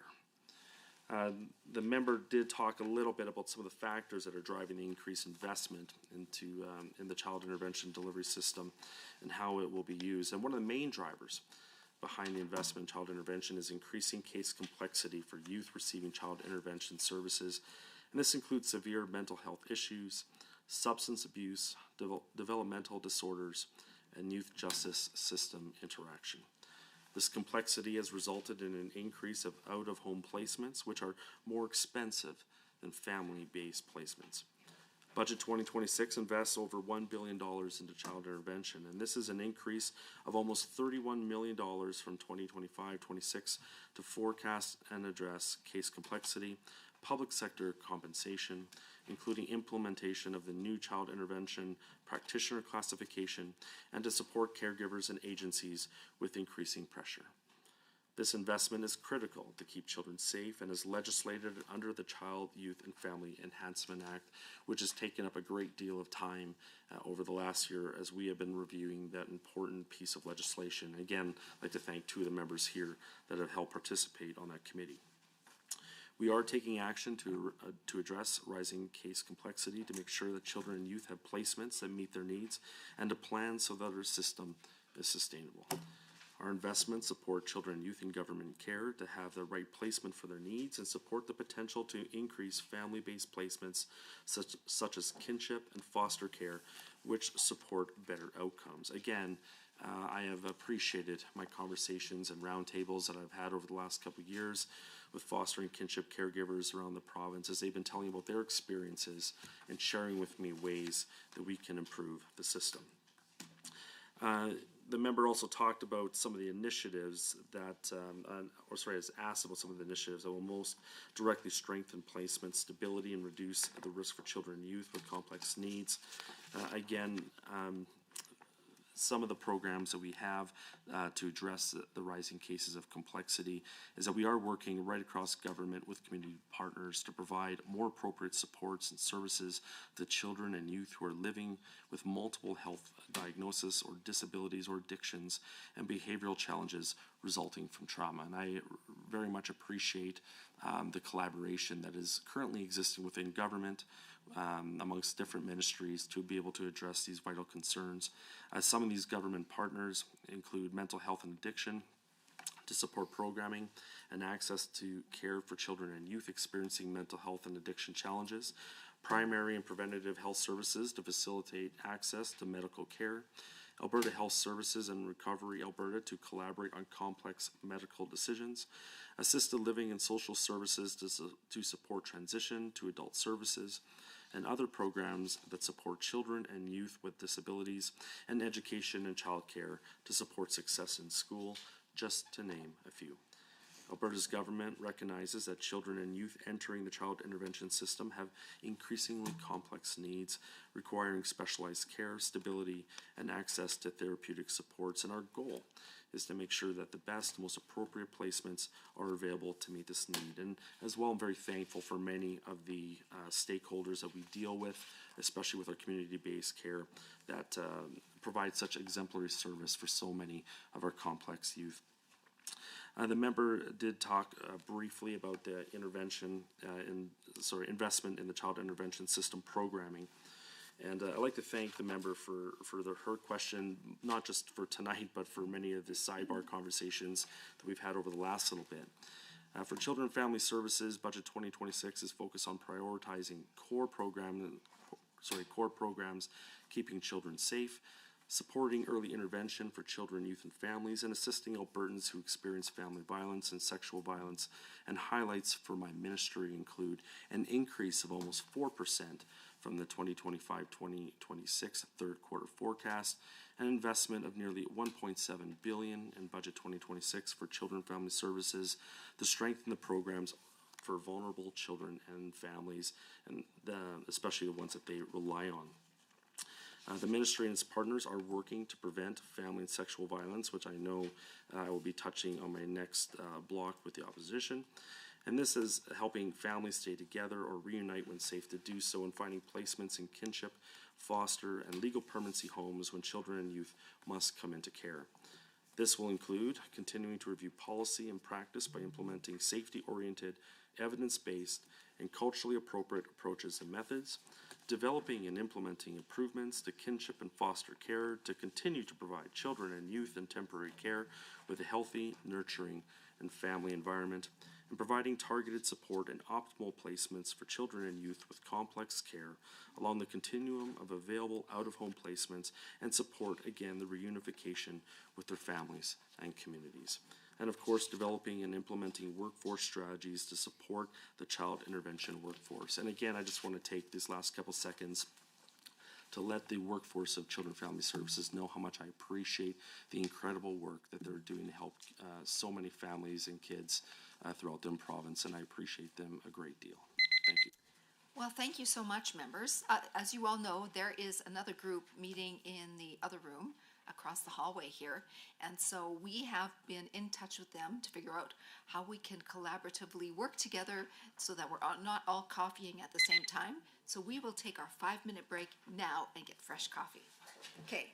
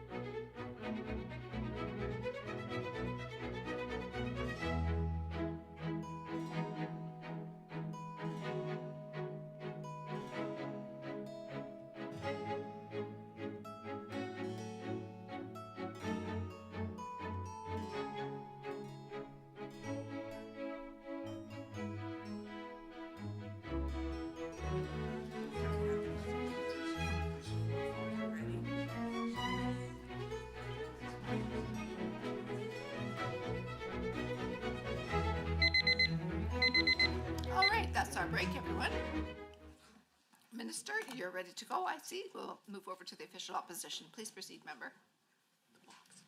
Blocked or shared time? I would go back and forth if the minister is comfortable. Block time's fine. Okay. Thank you, Madam Chair, and through you to the minister. On page 79 of the estimates, this government has a projected revenue of 51 million for, quote, services to First Nations reserves, and, quote, with zero accountability for this transfer. And I'm curious about this number and any other social transfer that this government receives from Canada, particularly under the Administrative Reform Agreement. With these funds, does the government keep a distinct account for funds received from Canada on behalf of Canada's responsibility to First Nations children, while ensuring the funds are actually used for First Nations children? And what is the metric to confirm this, Madam Chair? Through you, Madam Chair, can the minister please explain where this revenue for services to First Nations reserves comes from, where it goes, and whether there is a performance metric to satisfy Indigenous peoples that the money that the provincial government is receiving is actually going to support First Nations children and youth? If not, why not? Because when I look at the budget estimate and see the provincial government receiving 51 million for services to First Nations reserves, and then subsequently see only a modest increase of 980,000 to Indigenous partnerships, or line item 5, which includes a real cut to policy and partnerships and an increase of 1 million in Indigenous connections. And these modest increases are unlikely to meet key objective 2.7 of the business plan, Madam Chair, especially given there are zero metrics to confirm the efficacy of this province with the Administrative Reform Agreement, particularly in extraordinary situations, including medical, foster, or kinship care and complex needs. And I'm curious how much this government applied for with Make-A-Wish Foundation for children that are PGO in care of this government. This government has also shown zero willingness to accomplish the very first call to action of the Truth and Reconciliation Commission, which, let me remind us all, is to reduce the amount of Indigenous kids in care to none. And I'm appalled at this budget because we are seeing zero results, especially looking at an increase of 78% of all children in care being Indigenous as of December 2025. Madam Chair, this is unconscionable. Looking at the metric of DFNA involvement in child intervention under performance metric 2B, 34% of First Nation children and youth served by a DFNA is 34%. This still does not deal with the fact that apprehensions are still largely carried out by the province, with 72% of child interventions being with Indigenous children and families. And I do not see any line items relating to the band designate either. And through you, Madam Chair, to the Minister, can you please clarify how the government determines the amounts available for the band designate? As we all know, costs greatly exceed with CAFIA mandates. And what is allocated for band designates? This government is also hanging its hat on the TAP program with $61 million in 2526, according to page 22 of the Strat Plan, which leaves $25 million to the Advancing Futures program, if I'm calculating correctly, but no metrics to assess success for the TAP program. And the caveat under performance metric 1B does not give me much confidence in this government or this program, given that it's been in place for quite some time now under this government, while a self-survey of youth participants to assess this government's program efficacy is, with great respect, Madam Chair, lazy. Because what the program does not accomplish is an understanding of the ongoing colonization that this government commits against Indigenous youth that go through the system. If you're forcing traumatized youth to self-report while holding the purse strings for support is another level of cruel that this government continues moving toward. And when we see a mere provincial increase of 5% in this program year over year with 2,123 young adults participating in this program, meanwhile this and previous UCP governments have had between 7,000 and 8,000 youth in care year over year. Madam Chair, quick math, that's less than 26% of all those that have aged out of care accessing this Alberta Works for former youth in care, if they have not yet passed away, like the several members, family members that I and countless Indigenous families in this province have lost in years. So to sum, Madam Chair, through you to the Minister, I'm asking for accountability on the Administrative Reform Agreement and how much this government receives for First Nation youth on and off reserve, how this budget addresses reducing the amount of Indigenous children in care, calling with TRC call to action number 1, and how this government can believe that the TAP program is accomplishing what it sought out to do, given the figures that we're seeing from this budget and the actual amount of youth that have aged out that are accessing this program. So, Madam Chair, those are all my questions to the Minister. Please, if you can't answer today, I'd accept them in writing as well. Thank you. Thank you so much, Honourable Member. We'll move back over now to the Minister for his response. Yes, thank you very much, Madam Chair. And again, thank you to the member for his passionate questions. The member talked for a great deal about Indigenous children in care. And this is something I know I've touched base with my ministry team on a great deal about. We understand the impact that it has on Indigenous kids, which predominantly make up the system. Child intervention practitioners are guided by the Child Intervention Practice Framework, and it does include 6 core principles which help out our Indigenous kids. It is Indigenous experience, preserve family, strength-based connection, collaboration, and continuous improvement.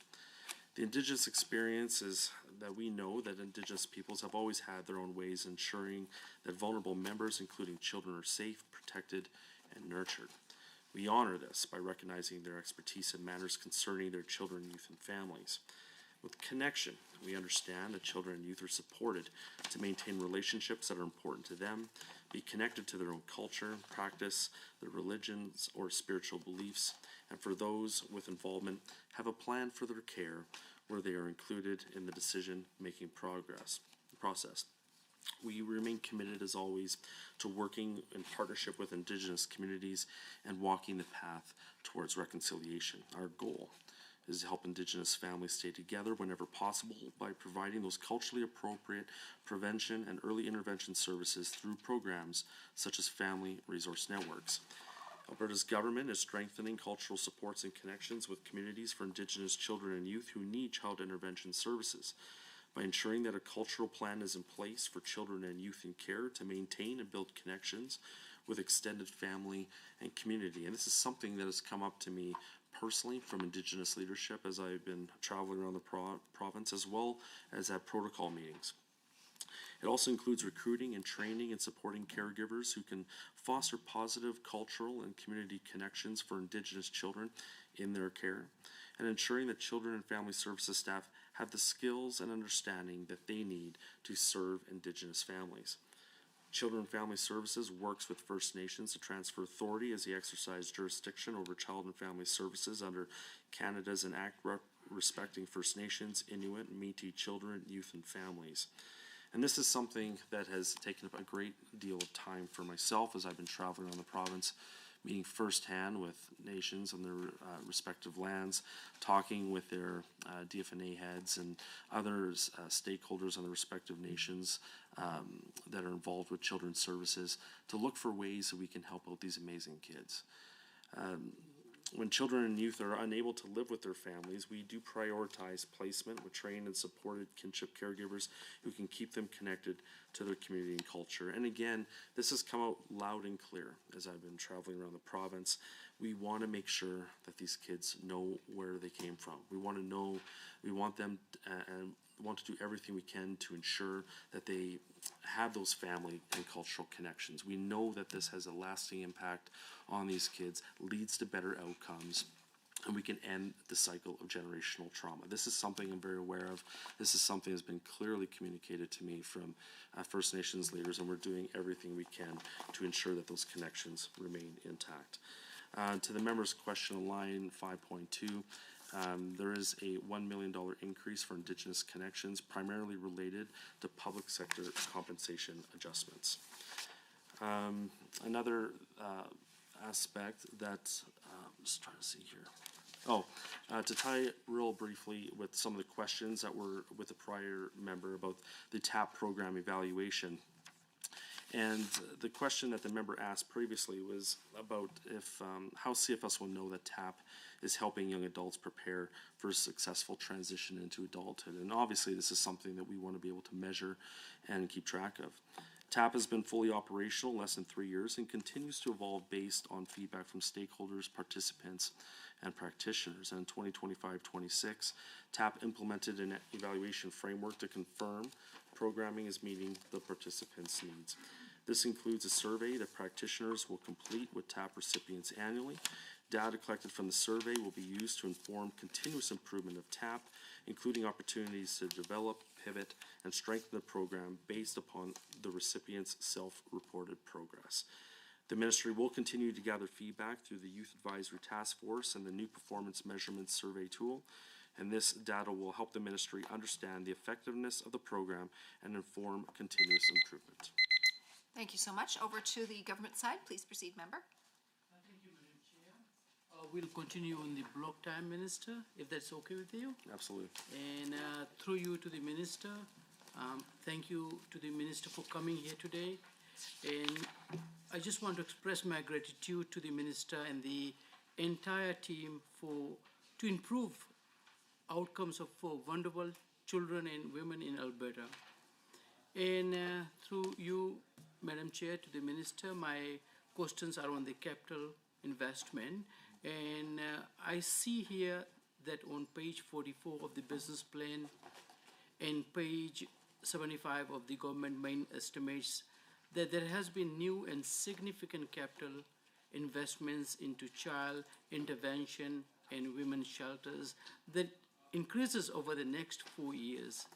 In child intervention, I see 2 million is quite a lot for a new annual program. And what kind of projects will this new capital program go into? In women's shelters, I see women's shelters will only be seeing 500,000 of the 4 million in the first year, but grows to 1.5 million in the third year. Are there any limits to what a women's shelter can request for the funding? Or can one shelter get the whole amount budgeted for the year? And my next set of questions are on prevention and family violence, very important to Calgary East constituency. Through you, Madam Chair, on page 42 of the business plan, 29 million is allocated to provide services for programs that support Albertans impacted by sexual violence, family violence and abuses. And these programs play an important role in ensuring survivors and their families have access to the supports they need during very difficult circumstances. And I don't see a lot of information about what is offered within the 29 million. And could you please, Minister, able to expound on the different kinds of grants or programs offered through this funding and the outcomes that come with the funding? And how much of this funding is allocated to sexual assault centers, child and youth advocacy centers? And how much of the remaining funds are allocated to other preventive supports and programs here? And through you, Madam Chair, my next set of questions are on healthy development of Indigenous children and youth. And it has been touched by the previous member, and I know probably Minister wants to expand a little bit more on this subject here. And the ministry business plan identifies a commitment to working with Indigenous communities and governing bodies. Key objective 2.6 on page 42 shows the ministry's commitment to work closely with First Nations, Métis, Inuit, and urban Indigenous communities to support the healthy development of Indigenous children and youth in care. It goes on to indicate this will be done by providing opportunities to maintain and enhance connections with the family, community, and culture. Additionally, key objective 2.7 outlines the commitment to work with the First Nations and the Government of Canada to implement and act respecting First Nations, Inuit, and Métis children, youth, and families, which would enable transfer of authority over child and family service delivery. And could the Minister please explain what this commitment means in relation to Budget 2026? And could the minister please provide this committee some specifics on what the ministry is doing about this in 2026 and 2027? And my next set of questions are on the family, culture, community, and culture. And through you, Madam Chair, while reading over the ministry fact sheet on page 39 of the business plan, I saw the ministry has a special focus when it comes to service design, and I read that the ministry works with partners to design services that are culturally appropriate, meet the. Thank you so much. Member, we'll head to the minister for his answers.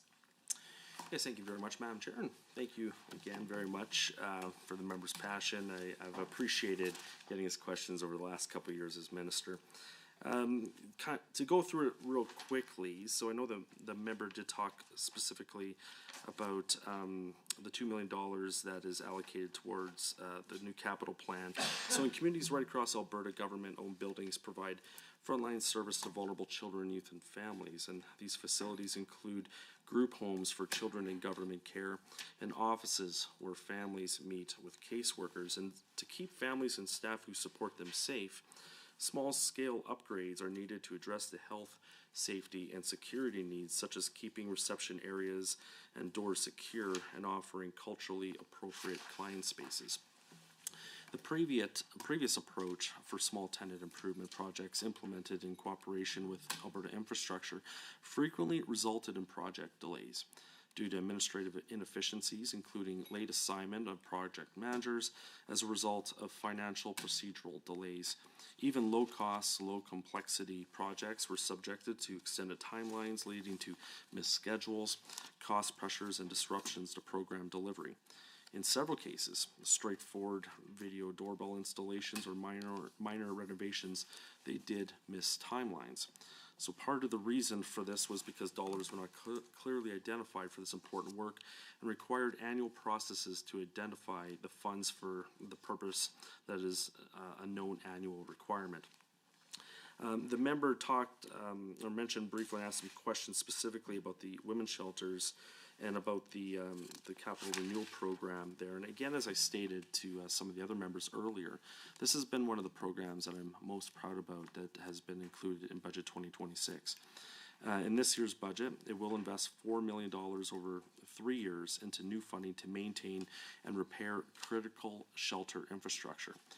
This investment ensures that shelters are safe, secure, and ready to support women and children in crisis. $4 million in capital grant funding over 3 years in 2026-27 to 28-29 is allocated for the new women's shelter facility pilot program, a conditional capital grant program designed to address critical renewal and maintenance needs and enhance safety at more than 50 women's emergency and second stage shelters right across Alberta. You were asking questions about how the funding will be prioritized.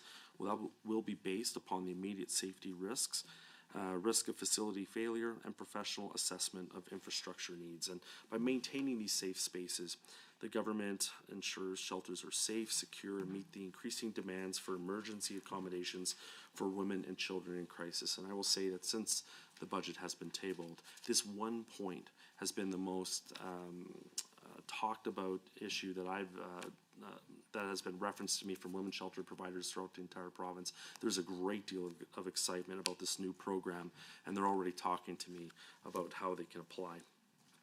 You're asking some specific questions about the $29 million in terms of the different grants or programs that are currently being offered. The $29 million is being invested in community-based organizations supporting Albertans impacted by sexual violence, family violence, and abuse. In addition, we're also investing in prevention programs that address abusive behaviors at their source. This specifically includes $15.8 million to support 15 sexual assault centers right across the province and the Association of Alberta Sexual Assault Services. And again, I also want to just speak to the leadership and guidance that Corinne and Haley have had over at the Alberta Sexual Assault Services. I just met with them a couple days ago, and they've been providing exceptional guidance to us in terms of how we can invest these programs. This includes an additional $2 million SACs right across Alberta to help support and sustain existing programming. We continue to strengthen provincial coordination to better support survivors, and $3 million under the 10-year Made in Alberta strategy to end the gender-based violence. This plan builds on the extensive work done already underway to address gaps in the system and streamline supports and funding to where it's needed most, and includes prevention initiatives that target root causes of violence before it occurs and increase the protective factors for Albertans, especially in marginalized and underserved communities, and of course to fund Indigenous-led organizations aimed at providing culturally appropriate family violence prevention initiatives. Thank you, Minister. Over to the official opposition. Thank you so much, Madam Chair. And to the Minister. So the Ministry launched the Caregiver Roundtable Action Plan, as noted on page 42 of the Business Plan 2026 to 29, to better understand the experiences of kinship and foster caregivers and to develop recommendations to strengthen supports for them and ultimately for Alberta's children and youth. So given, of course, these roundtables are ongoing, through the Chair to the Minister, what measurable outcomes has the Ministry seen so far?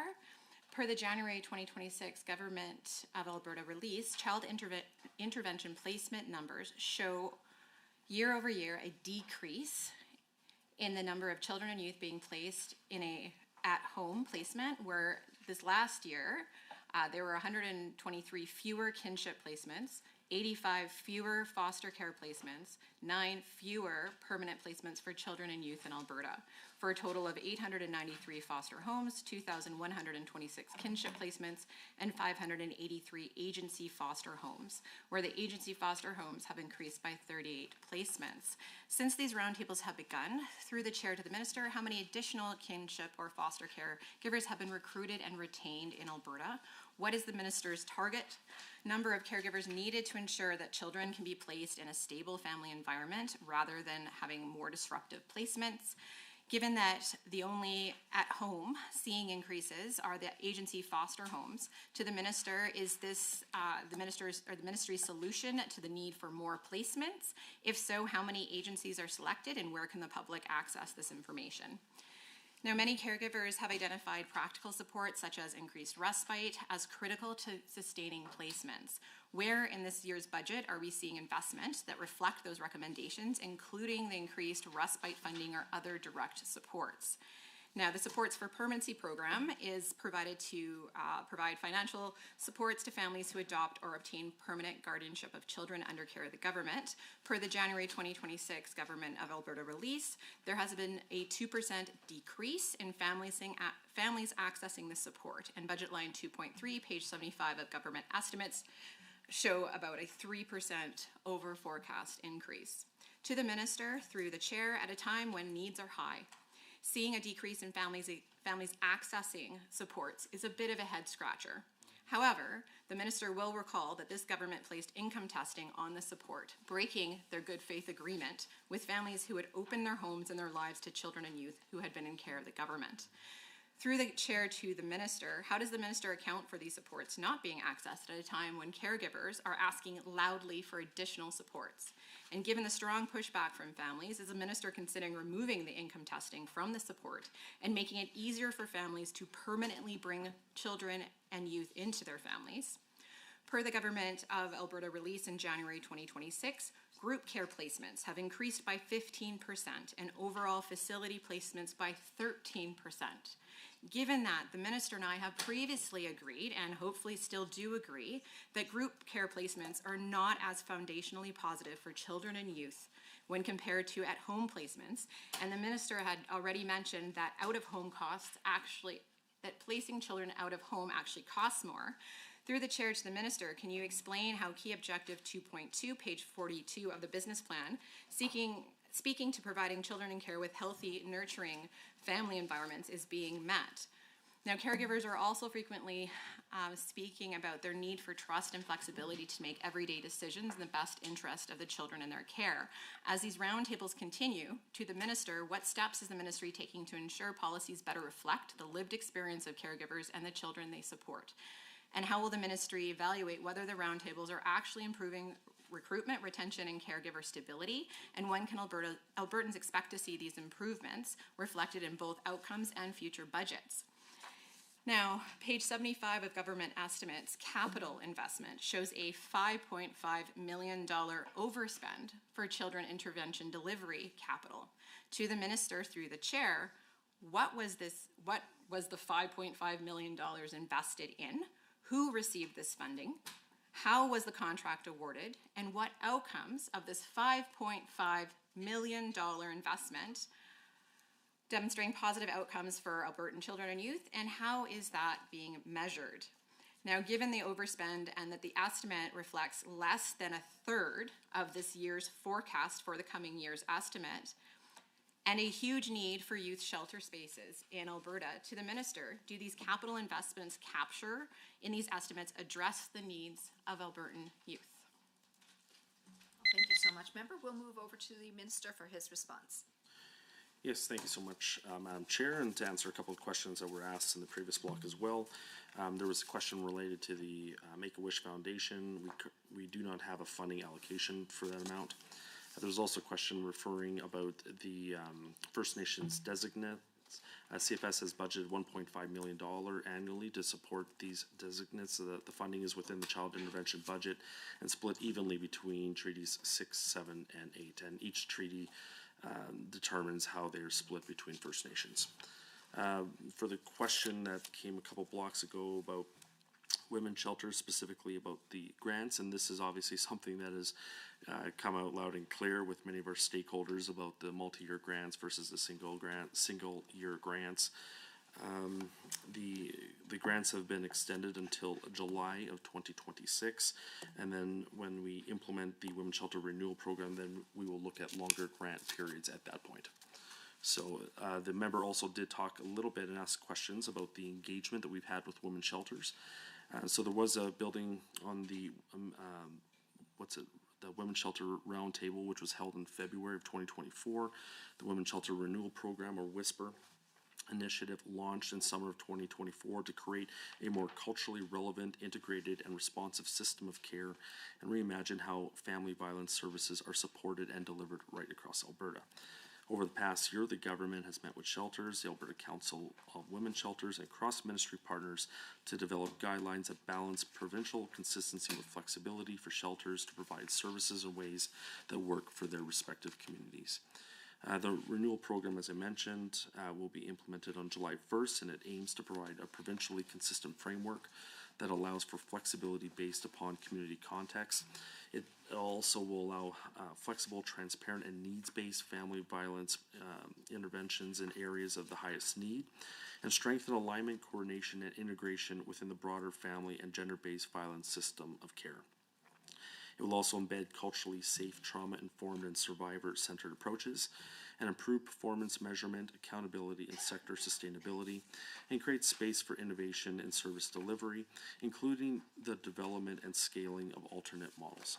The ministry is continuing to reduce red tape and administrative burden by making grant agreements more flexible, which will allow shelters to allocate funding to best meet their local needs. And in addition to providing operational funding to more than 50 women's shelters in the province on an annual basis, CFS also provides annual funding to the Alberta Council of Women's Shelters to provide coordination and support for members, capital grant funding of the $500,000, which we have talked about earlier, and has been provided to support the Women's Shelter Facility Pilot Program. In terms of the budget and some of the questions that the member talked about, there's no reduction to the operational funding for women's shelters. The difference between the 2025-26 forecast and the 26-27 budget reflects one-time funding commitments, not reductions to ongoing shelter operations. And in fiscal year 25-26, we provided time-limited funding to modernize data systems, support regional collaboration, and pilot innovative service delivery approaches. There was some questions as well regarding the Family Violence Death Review Committee. And again, I just want to thank all the members for their work on that committee. By shifting focus to more integrated and forward-looking prevention efforts, the government is better positioned to continue prioritizing the safety and well-being of Albertans affected by family violence. And for example, we are advancing several high-impact strategies to prevent family violence, including building on our strengths, Alberta's 10-year strategy to end gender-based violence, and 113 pathways to justice, and recommendation of the Alberta Joint Working Group on Missing and Murdered Indigenous Women and Girls. These initiatives focus on proactive, community-based, and integrated approaches to violence prevention, and we will continue to advance recommendations from the upcoming special case report. The member also talked about sexual assault centers, and I'll probably have to finish some of the information that the member has been requesting in the next block, but I just again want to stress, no Albertan should ever have to experience sexual violence or abuse. And again, I'd just like to thank all the survivors of domestic and sexual violence that have come up to me and told me their stories and the impact that the sexual assault centers have done pertaining to their healing here in the province by providing the services and programs that they need to lead a healthier life. And I'll talk more about them in the next block. Thank you so much, Minister. We will move now over to the government side. Please proceed, member. Thank you very much, Madam Chair, and through you to the Minister. I just want to echo what some of my colleagues have said, because I do think that appreciation for the work that your ministry does is really important to express to you, because you do have to deal with some very difficult stories, and you guys are all working really hard. And for me, especially because you have touched on it, you're visiting as a new MLA. I think you were the second minister to reach out to me to want to come and meet with me and the Mountain View Emergency Shelter. You know, we had a rather unfortunate story that happened that resulted in them having to begin a build of a domestic violence women's shelter, and they took tragedy in the community, and with some funding from our government, happy to say since you came to visit, it is now open and operating, and I got to tour the facility. But you taking the time to sit with them, they really, really appreciate it. So you getting around in the province, that means a lot. So I did want to just take a minute to thank you for that. My questions don't actually have to do with women's shelters. I think you've been covering that, but I did want to take a minute to express my gratitude. So actually, I wanted to talk about the Child Family Benefit Program. It was touched on lightly because affordability is an issue for many Albertans and, you know, around our country, everyone. In the fiscal plan on page 82, there are added supports to the Alberta Child and Family Benefit Program. The Children and Family Services expense, I note, is increasing 30 million or 8% from the 2025-26 third quarter forecast. And the most operating increases are for child intervention and the Alberta Child and Benefit Payment. So my questions are around the payments. First, what is the purpose of the Alberta Child and Family Benefit, and how will it support the needs of Albertan families in 2026-27? How is Budget 26 impacting the Alberta Child and Family Benefit? And how does Budget 2026 use the Alberta Child and Family Benefit to help address affordability pressures for families with children? And my next set would be around operating expenses. We all know that the youth are our most precious in this province, and when they're in government care or transitioning out of care, whether it's to their families or they are now independent, children require our support as they process into adulthood. So within the fiscal plan, under operating expense increases provided for in Budget 2026, on page 83 of the fiscal plan, the total expense is forecast at a little under 1.7 billion in 26-27, which is an increase of 63 million, 3.9% from the 25-26 third quarter forecast. So my questions would be, could you please, through Madam Chair to the Minister, break down the expense increase? How does this increase through Budget 2026 compare to previous years? What are the Ministry's top priorities with the increased funding through Budget 2026? And I think what would be of value as well, if you could tell how the ministry uses performance measures and public reporting to demonstrate the progress and support continuous improvement over the fiscal year. And we've talked a fair bit about TAP and advancing futures. So if I could take the last few seconds here, I'll talk about the advancing futures if I could. Because in performance metric 1A on page 41, this program addresses the needs of youth transitioning from government care to post-secondary education. So could you explain through the chair the program and the number of young people it will serve through budget 26? And the metric looks at the percentage of youth who complete their planned education. Could you speak, Minister, on how that performance is evaluated, and how will budget 26 support achieving the 2026 to 2027 outcomes? That would be great, Minister, if you could do that. Thank you. Thank you so much, member. We will move over to the minister for his response.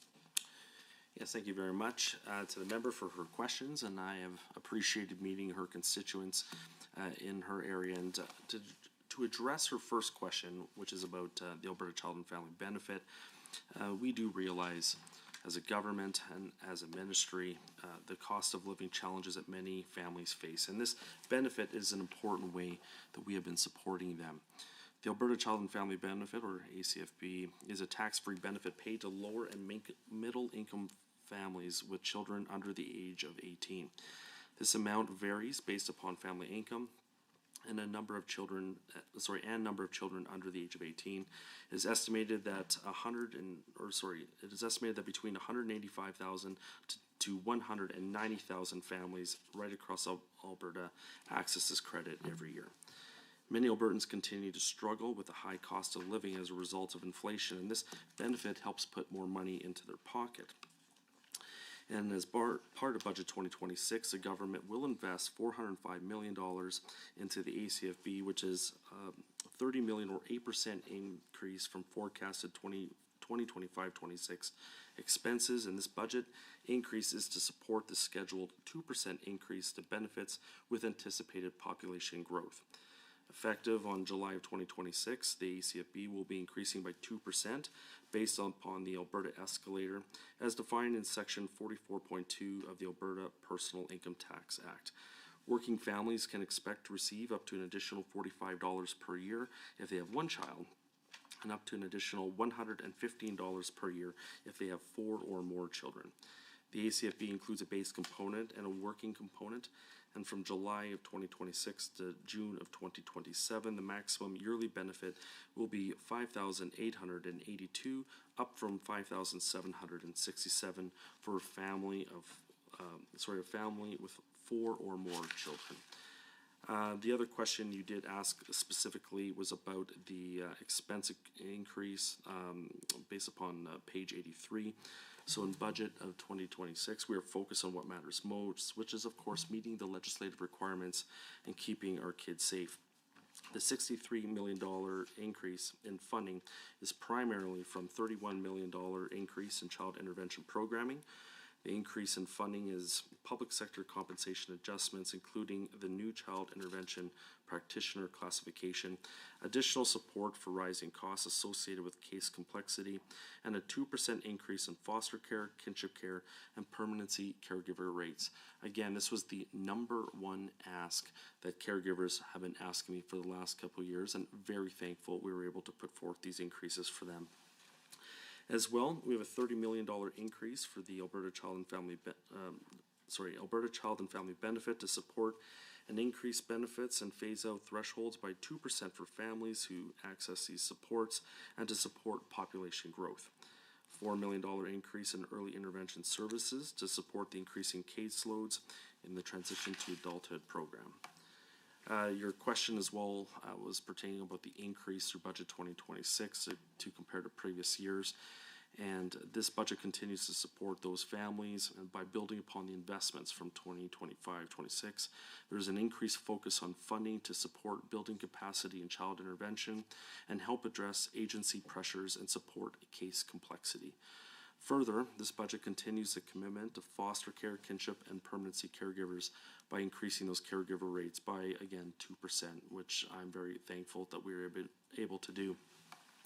You asked specifically about my top priorities with the increased funding through budget 2026. And the safety and well-being of children and youth, including those in child intervention, has always been and will always be my highest priority. We have to make sure that these vulnerable kids are safe and protected. And in our budget, we will focus on what matters most, meeting our legislative requirements to keep our children safe and keeping the promise to support Albertans fleeing violence. You asked a question specifically about the performance measures and the public reporting and how it demonstrates progress to support our continuous improvement. At the start of each fiscal year, the ministry publishes a business plan outlining key objectives, performance indicators, and annual targets related to child safety, permanency, well-being, and youth transitions. These measures establish clear expectations and provide a baseline for tracking progress. And during the year, we continue to monitor results and take input from our stakeholders about ways that we can continuously improve the system. So, thank you very much for your questions. Over to the official opposition. Thank you, Madam Chair. So to the Minister, through the Chair, the Child, Youth and Family Enhancement Act was recently reviewed through a committee process with recommendations provided to the Ministry in late November 2025 and subsequently tabled in the Legislature in February 2026. Highlighted on page 42, key objective 2.1, which is continue to review policy and practice by implementing safety-oriented, evidence-based and culturally appropriate approaches and methods. Now, given the time and resources invested into the review, through the Chair to the Minister, what specific legislative amendments to the Child, Youth and Family Enhancement Act will the Ministry introduce in response to the recommendations made by the SIFIA Review Committee? And when can Albertans expect those amendments to be brought forward? How many of the Review Committee's recommendations has the Ministry accepted, partially accepted, or rejected? And will the government publish a formal response outlining its decision?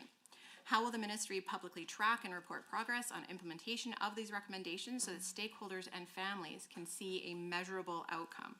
And given that the January 2026 Government of Alberta Statistics report shows an increase in the number of intakes of children and youth, and advocates and the youth themselves are both concerned at the ever-increasing complexity of their needs, given the high risks of homelessness, mental health challenges, and exploitation, and given that as of December 2025, 78% of children receiving services in care from Children and Family Services are Indigenous.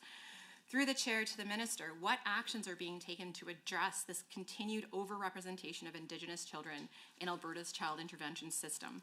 How will the Ministry ensure that SIFIA amendments align with the federal Indigenous child welfare legislation and support Indigenous jurisdiction over child welfare services? What specific measures will the government introduce to strengthen cultural continuity and community connections for Indigenous children placed in care? Does budget line 2.4 kinship and foster care support, which is seeing a 5.4% increase over forecast, provide the additional financial, social, and training supports to kinship caregivers who are now caring for a significant proportion of children receiving intervention services? January 2026 report shares that 86% of children and youth who suffered serious incident or died in care of the government were Indigenous. What concrete actions is the Ministry taking to address this devastating overrepresentation of Indigenous children and youth who are dying in care of the government? In fact, looking at data as far back as 2026, Alberta now has the highest percentage of Indigenous overrepresentation for serious injury and death while in care of the government. To the Minister, will the government expand reporting requirements or oversight rules related to the Child and Youth Advocate to strengthen independent review of serious incidents involving children and youth receiving services? Will the Minister reconsider adjusting the age of reporting back to 24 years of age to better understand outcomes facing youths who were in care of the government? Where in this year's budget are the resources allocated to support the implementation of the recommendations? And how will the ministry ensure that the review results in tangible improvements for Alberta's most vulnerable, rather than simply remaining a report to the government?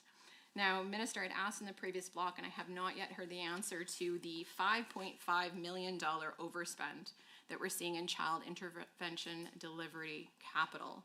So again, what was the $5.5 million invested in? Who received this funding? How was the contract awarded? And what outcomes for the $5.5 million investment are demonstrating positive outcomes for Albertan children and youth? And how is this being measured?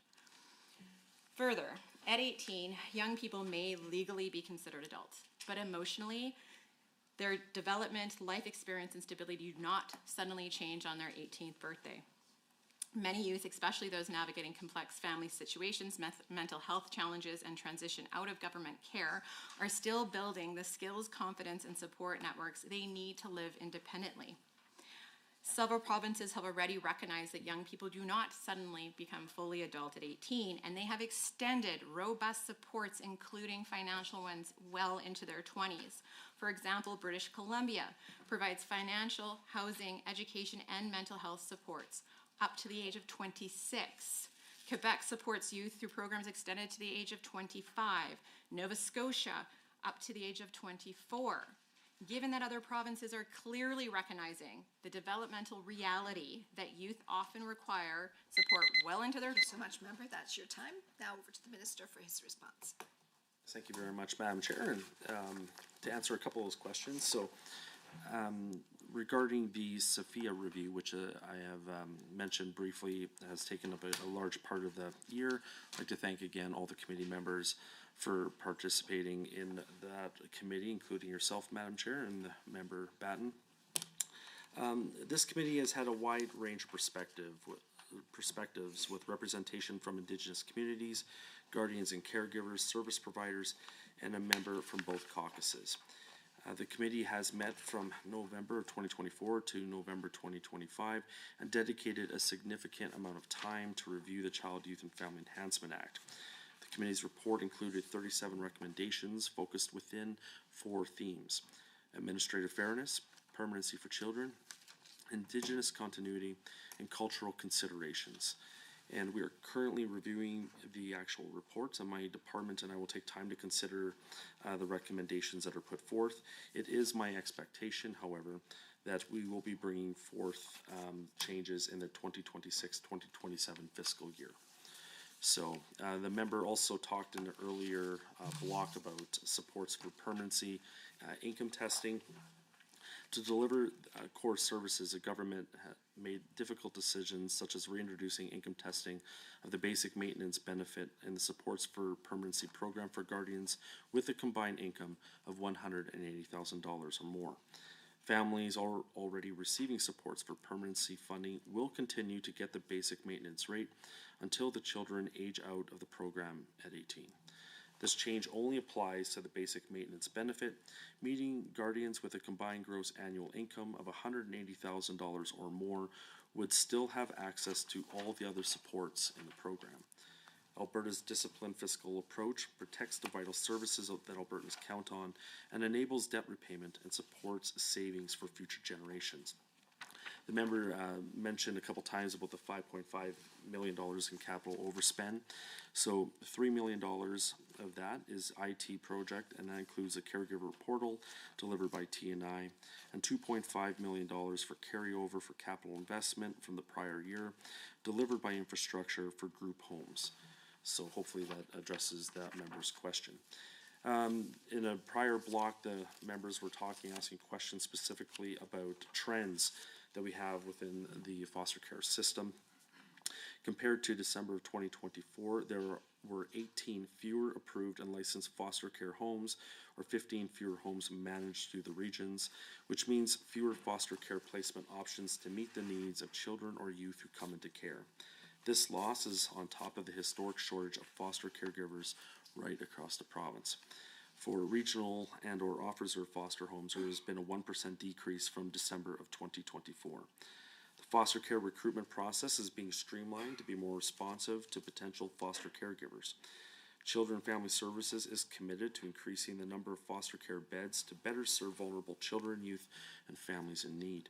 Through strategic initiatives and partnerships, efforts are focused on expanding the availability of safe and supportive placements, ensuring that every child and youth receives the care and stability that they deserve.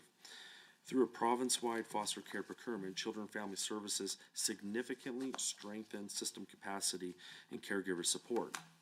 Before this procurement, the province contracted approximately 1,420 foster care beds.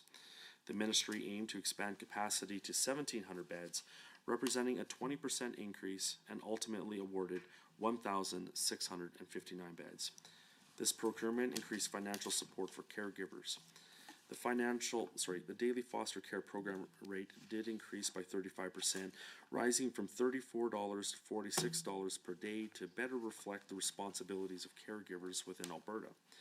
In addition, a tiered incentive-based funding model was introduced to support recruitment and retention. Again, these are two aspects that came out loud and clear at the foster care roundtables that we have been having. In addition to the enhancements made in 2023-24, we have also been increasing financial supports to caregiver annually to address inflation in line with the Alberta escalator, and this includes the basic maintenance, babysitting, relief, and skill fee per diems, and the next increase is planned for April 1st of 2026. And in 2024, I hosted a series of provincial roundtable discussions with kinship and foster caregivers to gain insights into their experiences, and I do continue those conversations with foster care families in the province still. Thank you so much, Minister. Over to the government side. Well, thank you very much, Madam Chair, and of course, thank you to the Minister through you and his staff. Minister, I really appreciate hearing some of the stories about you interacting, and it's been well mentioned by my colleagues, your commitment to traveling throughout Alberta, and including, of course, in my riding as well, but just getting to hear from you about the impact. And I would certainly add, in my constituency office, I want to say thank you to your department and your office. You know, I would say as my time since being elected, hearing from constituents who are dealing with issues in your ministry is certainly one of the most moving parts of my job. And I will say that when I get a chance to pass their stories along and talk to your office, they've been helpful and compassionate as is required. And of course, through the chair, I do have some questions on a lot of questions maybe on some of the transition pieces that you've talked about, but I did want to say to anyone who's watching, who's ever come into my office to talk about this, I appreciate all that they do for this service to Alberta as well. So, Minister, through Madam Chair, we talked about transitions. I believe the TAP program has come up, and I just wanted to give you a chance, Minister, to maybe speak a little bit more broadly about this program. I'm just kind of looking at Performance Indicator 1B. This is on page 42, of course, and it's important because it talks about young adult outcomes, and TAP helps prepare young adults to live independently, pursue education, and build their careers. And I see the indicator will measure the self-assessed progress of participants and support the continuous improvement of the program. So, through the chair, would the minister explain who is eligible for this program? And also, could the minister tell us more about this program and how it supports youth? And finally, through the chair, from reading the document, I understand performance indicators are still in progress. How is the ministry developing these indicators, and when is it expected to have them ready? And if I might transition my transition questions, definitely no pun intended there, through the chair. This is about youth in transition, and specifically I would like to ask a question about youth in transition portion of the Early Intervention Services Program. And this is, per the fiscal plan, this offers services to assist young adults transition from supported care programs to more independent adulthood. So it does go on to indicate this includes social and emotional support, financial assistance, and coverage for tuition and living expenses for youth pursuing post-secondary education. I did note that this funding is increasing by $4.8 million in 26-27. And if it pleases you, Madam Chair, through you, I would like to ask the Minister if he could please tell this committee more about this program and the demographic it serves. And is this program distinct from the others we've already discussed? So I think this transition topic is obviously very important. So I would be interested to hear perhaps some of the distinctions between these programs and discuss what role those play. And then finally on this topic, through the chair, what role does this play in the early intervention services program? I see I have about a minute left, so I would appreciate the opportunity to put one final question here on the table through you, or to you, Minister, through the chair, and this is related to the family-based care metric, and this is performance measure 2A on page 43 of the business plan, and it measures the percentage of children in care placed in family-based care. I read that this demonstrates the ministry's commitment to prioritizing the best interests of children by placing them in kinship care, in foster care, or through permanent placements. And so I do have a couple questions through the chair to you, Minister. For the benefit of this committee, would the Minister outline further the distinctions between the different types of care and the ways family-based care benefits of the child? And one last question here in our last 16 seconds through the chair. I see the target for 26-27 is 85% in both Indigenous and non-Indigenous children. How will Budget 2026 work to help the ministry achieve this target? Thank you very much, Minister. Thank you, Member. Over to the Minister for his response. Yes, thank you very much, Madam Chair, and always happy to receive members from like the sister riding for Spruce Grove and Stony Plain, which is Leduc Beaumont, a very similar riding to the one that I represent, and always appreciate the members' advocacy. To touch base on some of the questions, one of the first questions that the member talked about was TAP and who is eligible for that program. And TAP is available for young adults between the ages of 18 and 24 who at the age of 18 were subject to a permanent guardianship order, a permanent guardianship agreement, a temporary guardianship order, a custody agreement with youth, or an enhanced agreement with youth. TAP recipients are eligible for financial core monthly benefits and non-financial supports up until the day before their 22nd birthday. TAP recipients aged 22 to 24 have access to transitional and non-financial supports, and they also continue to be connected to a TAP practitioner. These supports can be essential for helping a young adult build their future and so that they can lead a healthy and productive life. It's also important, as I mentioned earlier, some supports can continue up to the age of 31, and young adults can apply to the Advancing Futures program up until the day before they turn 25 and can receive supports to pursue their educational goals for up to 5 years or until the day before they turn 31. One of the questions that the member also asked about is, again, how these programs help out our youth. And I just want to, again, stress about some of the other programs that are available.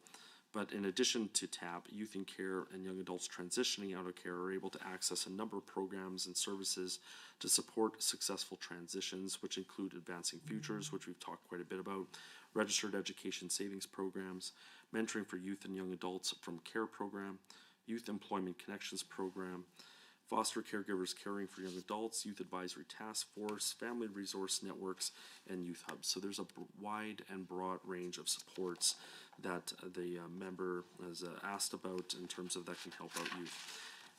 The member also talked a little bit about the Early Intervention Services program and more about that specific program and the demographic that it serves. So Youth in Transition, it is the overarching program, like I mentioned below, but all youth in transition programs, except for Advancing Futures, they do serve young adults from government care from the ages of 18 to 24. And you also asked if this program is distinct from others that have been discussed at great length throughout the evening. It is not a distinct program. It is the overarching program that encompasses all the supports that the ministry provides to young adults ages 18 and up. The member did talk a little bit about family-based care and some of the metrics that we have to measure the support, or sorry, the success for that program. So some of the distinctions that we have between the family-based care systems that we have within the ministry. So we would have kinship and foster care. They provide that one-on-one relationship. Kinship care is the first placement explored for children and youth coming into care, and that's very important because we want to make sure that the family connection remains intact. We know clearly from evidence that if we can maintain those family connections, that the child will be looked after well into the future. When that is not available, foster care placement options are explored at that point. And but we also know, again, the main preference is kinship care when we as a first priority. When family-based placement cannot meet the needs of a child or youth in care, additional options on the placement continuum are explored. And I think that is important for all members of the committee to understand that there is a continuum of care within Children and Family Services. Moves over from therapeutic foster care to community group care, campus-based care, or personalized community care placement, and that may be necessary to best match the placements for the specific needs of children and youth. There was a question about the accountability for child intervention delivery, and so to ensure transparency and objectivity when monitoring compliance, we did develop two new service delivery accountability frameworks, which were launched in early 2026. These frameworks are a quality assurance tool to ensure oversight on the performance of regions and delegated First Nations agencies with the goal of continuous improvement. Again, this is something that we strive to do at every step of the process within Children and Family Services, working with our stakeholders, working with our caregivers to ensure that our kids receive the best care possible. Thank you, Minister. We will now move over to the official opposition for their next set of questions. Thank you, Madam Chair. So Alberta is facing a $9.4 billion deficit without a plan to balance this budget in the coming years. Page 4 of the Strategic Plan 2026 to 2029 vision statement indicates that investment in the Alberta Advantage and supporting the things that matter most to Alberta are part of it. The Ministry of Children and Family Services mandate includes improving outcomes for vulnerable children, youth, and families in Alberta. And as we've discussed, the ministry is responsible for early intervention services, where the preventative portion, budget line 3.1, is receiving roughly 1% increase over forecast. The ministry has allocated a 5.8% increase, budget line 3.2, to help support the gap in supports provided to vulnerable young Albertans as they transition away from being under the guardianship of the government, which I guess is both interventional as well as preventative, as it could set up these youths for a successful adult life. The ministry has allocated 5.2% increase to the child intervention services, even with a year-over-year increase in the number of children and youth requiring intervention. The ministry has cut funding overall to the prevention and family and sexual violence by almost 3%.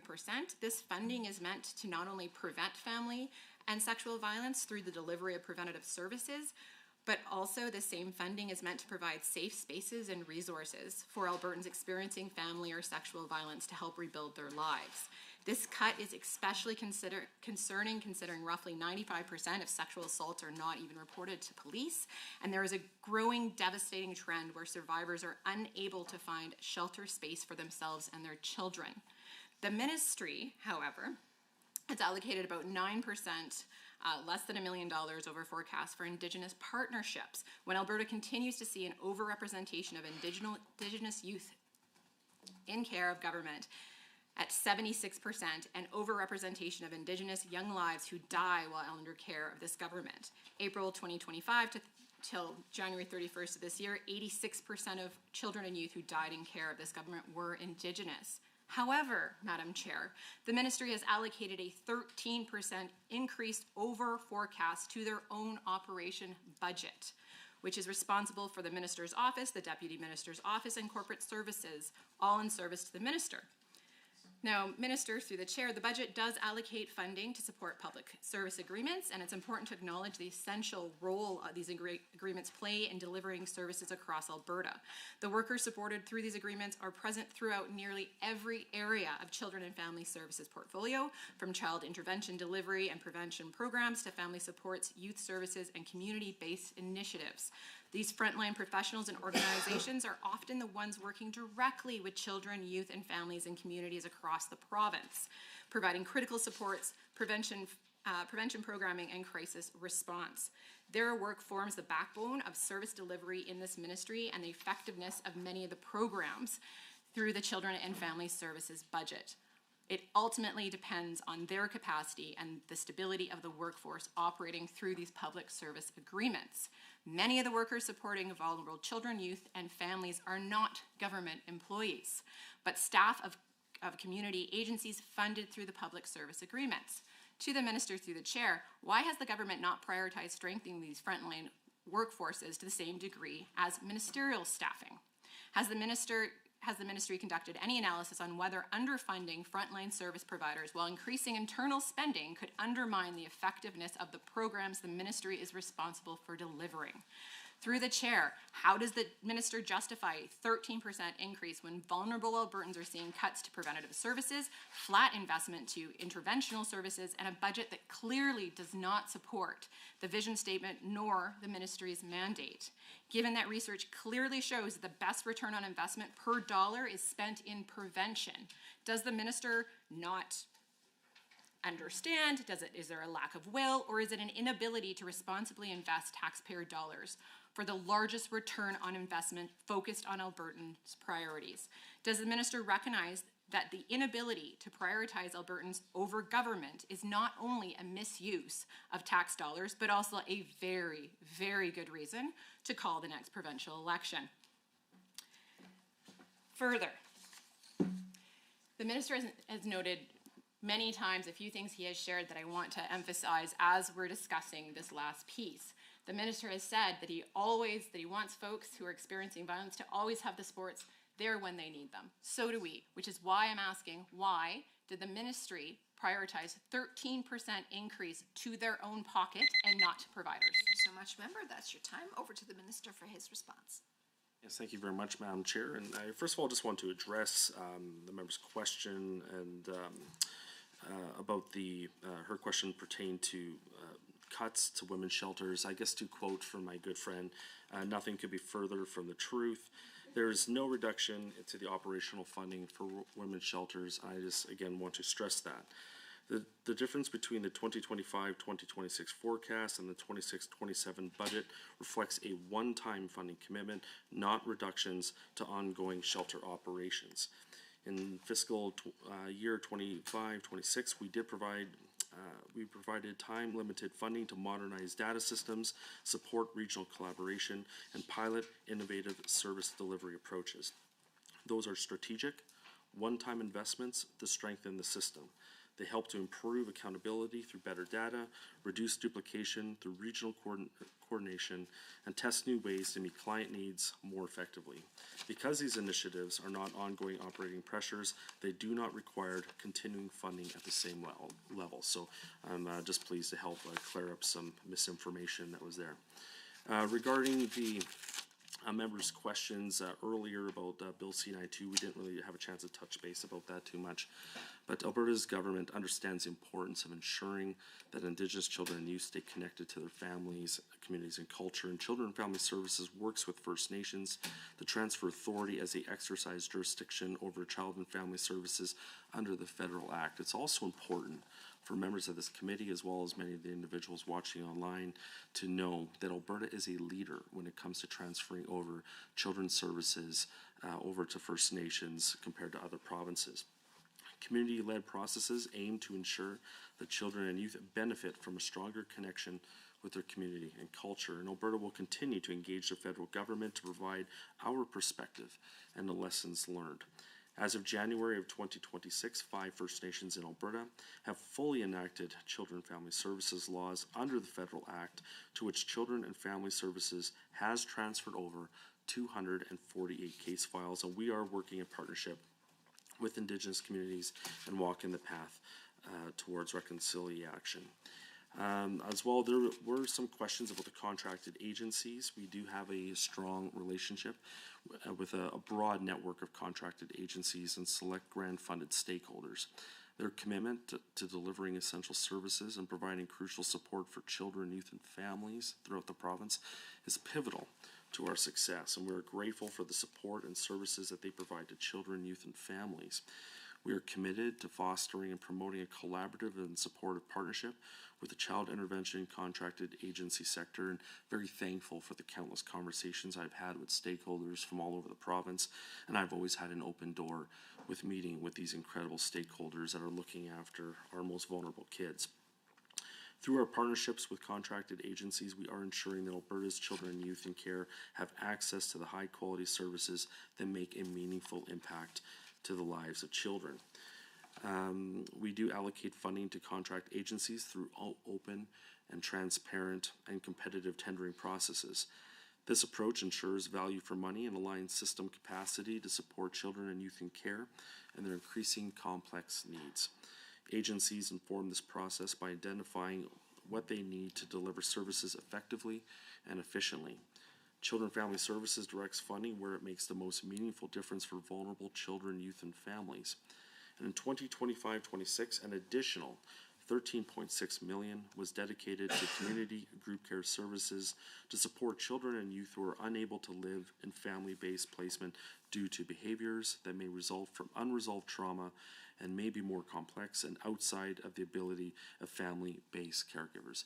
Again, as I mentioned before, there is a vast spectrum of care that is available for some of our most vulnerable kids. We as well, I just want to again stress, we are committed to fostering and promoting that collaborative relationship. And again, I just want to highlight Align and the association of other stakeholders throughout the entire province, and for the open door policy that they have shown me, and vice versa, as they've been able to provide input on how we can improve the system. I want to specifically talk about one partnership that we have. We have $172,000 in partnership with the University of Calgary to deliver the Leadership Development Program, providing no-cost, high-quality leadership training to approximately 112 supervisors and managers across the child intervention contracted agency sector. Again, I believe as a Minister of Children and Family Services, most ministers are obviously biased towards their respective ministries, but I do think that the staff within CFS, they truly wear their hearts in their sleeve. I'm very thankful we've been able to provide the additional support so they can do the work that they have. Thank you, Minister. Over to the government side. Thank you very much. I want to thank the minister for his great work and his passion for this ministry. And I also want to thank the team at Child and Family Services. I would agree with the minister. I've often felt that this is probably the most challenging and the most rewarding work in government, and I'm sure grateful for all that you do for vulnerable children and their families across the province. So I know we're running a little low on time here at the end of the night, but for all of those watching, I do have two questions to finish up this evening. Minister, on page 41 of the business plan, outcome 1 emphasizes strengthening families and communities through early intervention and prevention supports. This is something I'm very passionate about, and I think obviously has the biggest opportunity to change the trajectory for these children and their families. Can the minister explain how this budget, and you've already done this somewhat, is enhancing these services? But specifically, I would like to know what specific programs or service expansions are being prioritized in 26-27 under this outcome. And then I know we've talked about many of the programs, investment numbers, and performance measures tonight. I'm grateful for all the minister has shared thus far in the evening. Given that we're nearing the end of our time together, the last questions I'd like to ask the minister is if the minister would highlight the key focus areas for the ministry in 26-27 as it delivers on the priorities set out in Budget 2026. And then through the lens of Budget 2026, would the minister highlight what he is most looking forward to addressing in 2026-27? With that, Madam Chair, I will conclude my questions. Thank you so much. Minister, over to you. Yes, thank you very much, Madam Chair, and I just want to thank the member, Emily Schultz, for her incredible leadership when she was the Minister for Children's Services for so many years. It's not lost to me that for 3 Committee of Supply sessions that I sat almost in that exact chair asking you many questions about how we were helping out vulnerable and complex kids. So I appreciate your support in that. So anyways, well, thank you very much to the member for those questions. And so she did ask a couple questions about highlights that I have appreciated with Budget 2026. And as I mentioned before, at CFS, we serve nearly 9,000 children receiving child interventions each and every year. And so the $1 billion investment into child intervention, which shows an increase of approximately $31 million from the forecast, I know is going to be going to the right places. It's going to be earmarked towards helping some of the most vulnerable, complex, but absolutely amazing kids that need that additional support. And so I'm very appreciative that we're able to help support our amazing caregivers and foster and kinship caregivers throughout the entire province with rate increases, as well as trying to streamline the process to make their lives easier as they open up their hearts and their homes. The last thing I ever want to hear from a foster care or kinship care provider is that they want to be able to help look after an amazing child, but for whatever reason they can't. And knowing that in this budget we are knocking down those barriers so that these foster and kinship caregivers can continue to pour into these amazing kids brings great satisfaction to my heart. Other aspects that I appreciate about this budget would be the capital renewal program that I mentioned repeatedly, which will be supporting women's shelters throughout the entire province. As I stated, this has been one of the #1 priorities that women's shelters have talked to me since I've been appointed as minister almost 2.5 years ago, and it really shows their dedication to helping out some amazing women and kids who are going through their darkest days, who might not know where they can put their heads down for some rest, for some stabilization, to receive the support and care that they require.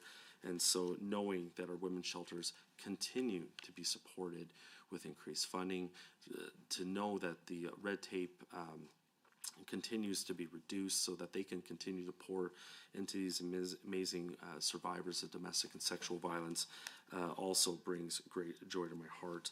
I know the member talked at great length, and I know her passion is about the intervention and prevention services and how it supports families.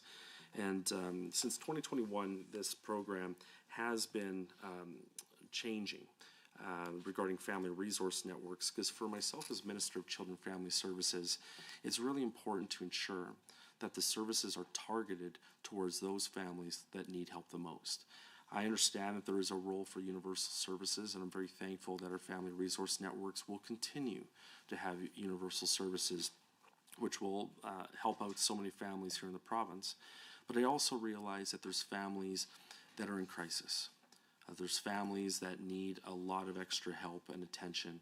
And the fact that we are going to be able to work with our family resource networks to be more targeted, more precise in helping out and providing those services for those families so that we can prevent them from entering more onerous aspects of the child intervention system, as well, I think will pay dividends here in Alberta for generations to come. I would also say is that knowing that our family resource networks continue to evolve, continue to cater to a wider range of ethnocultural and Indigenous families that they might not have had access to before, I know is going to make a huge difference. We realize that Alberta is changing, that there's new Albertans that are calling this place home, and as much as some people would like to think that every family is perfect, I know that Children and Family Services is always going to be there to make sure that these families, that these kids receive the support that they need. So thank you very much, Madam Chair.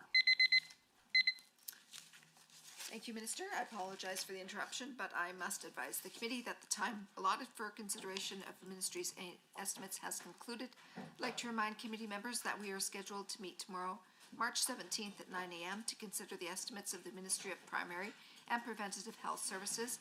Thank you, everyone. This meeting is adjourned. Thank you.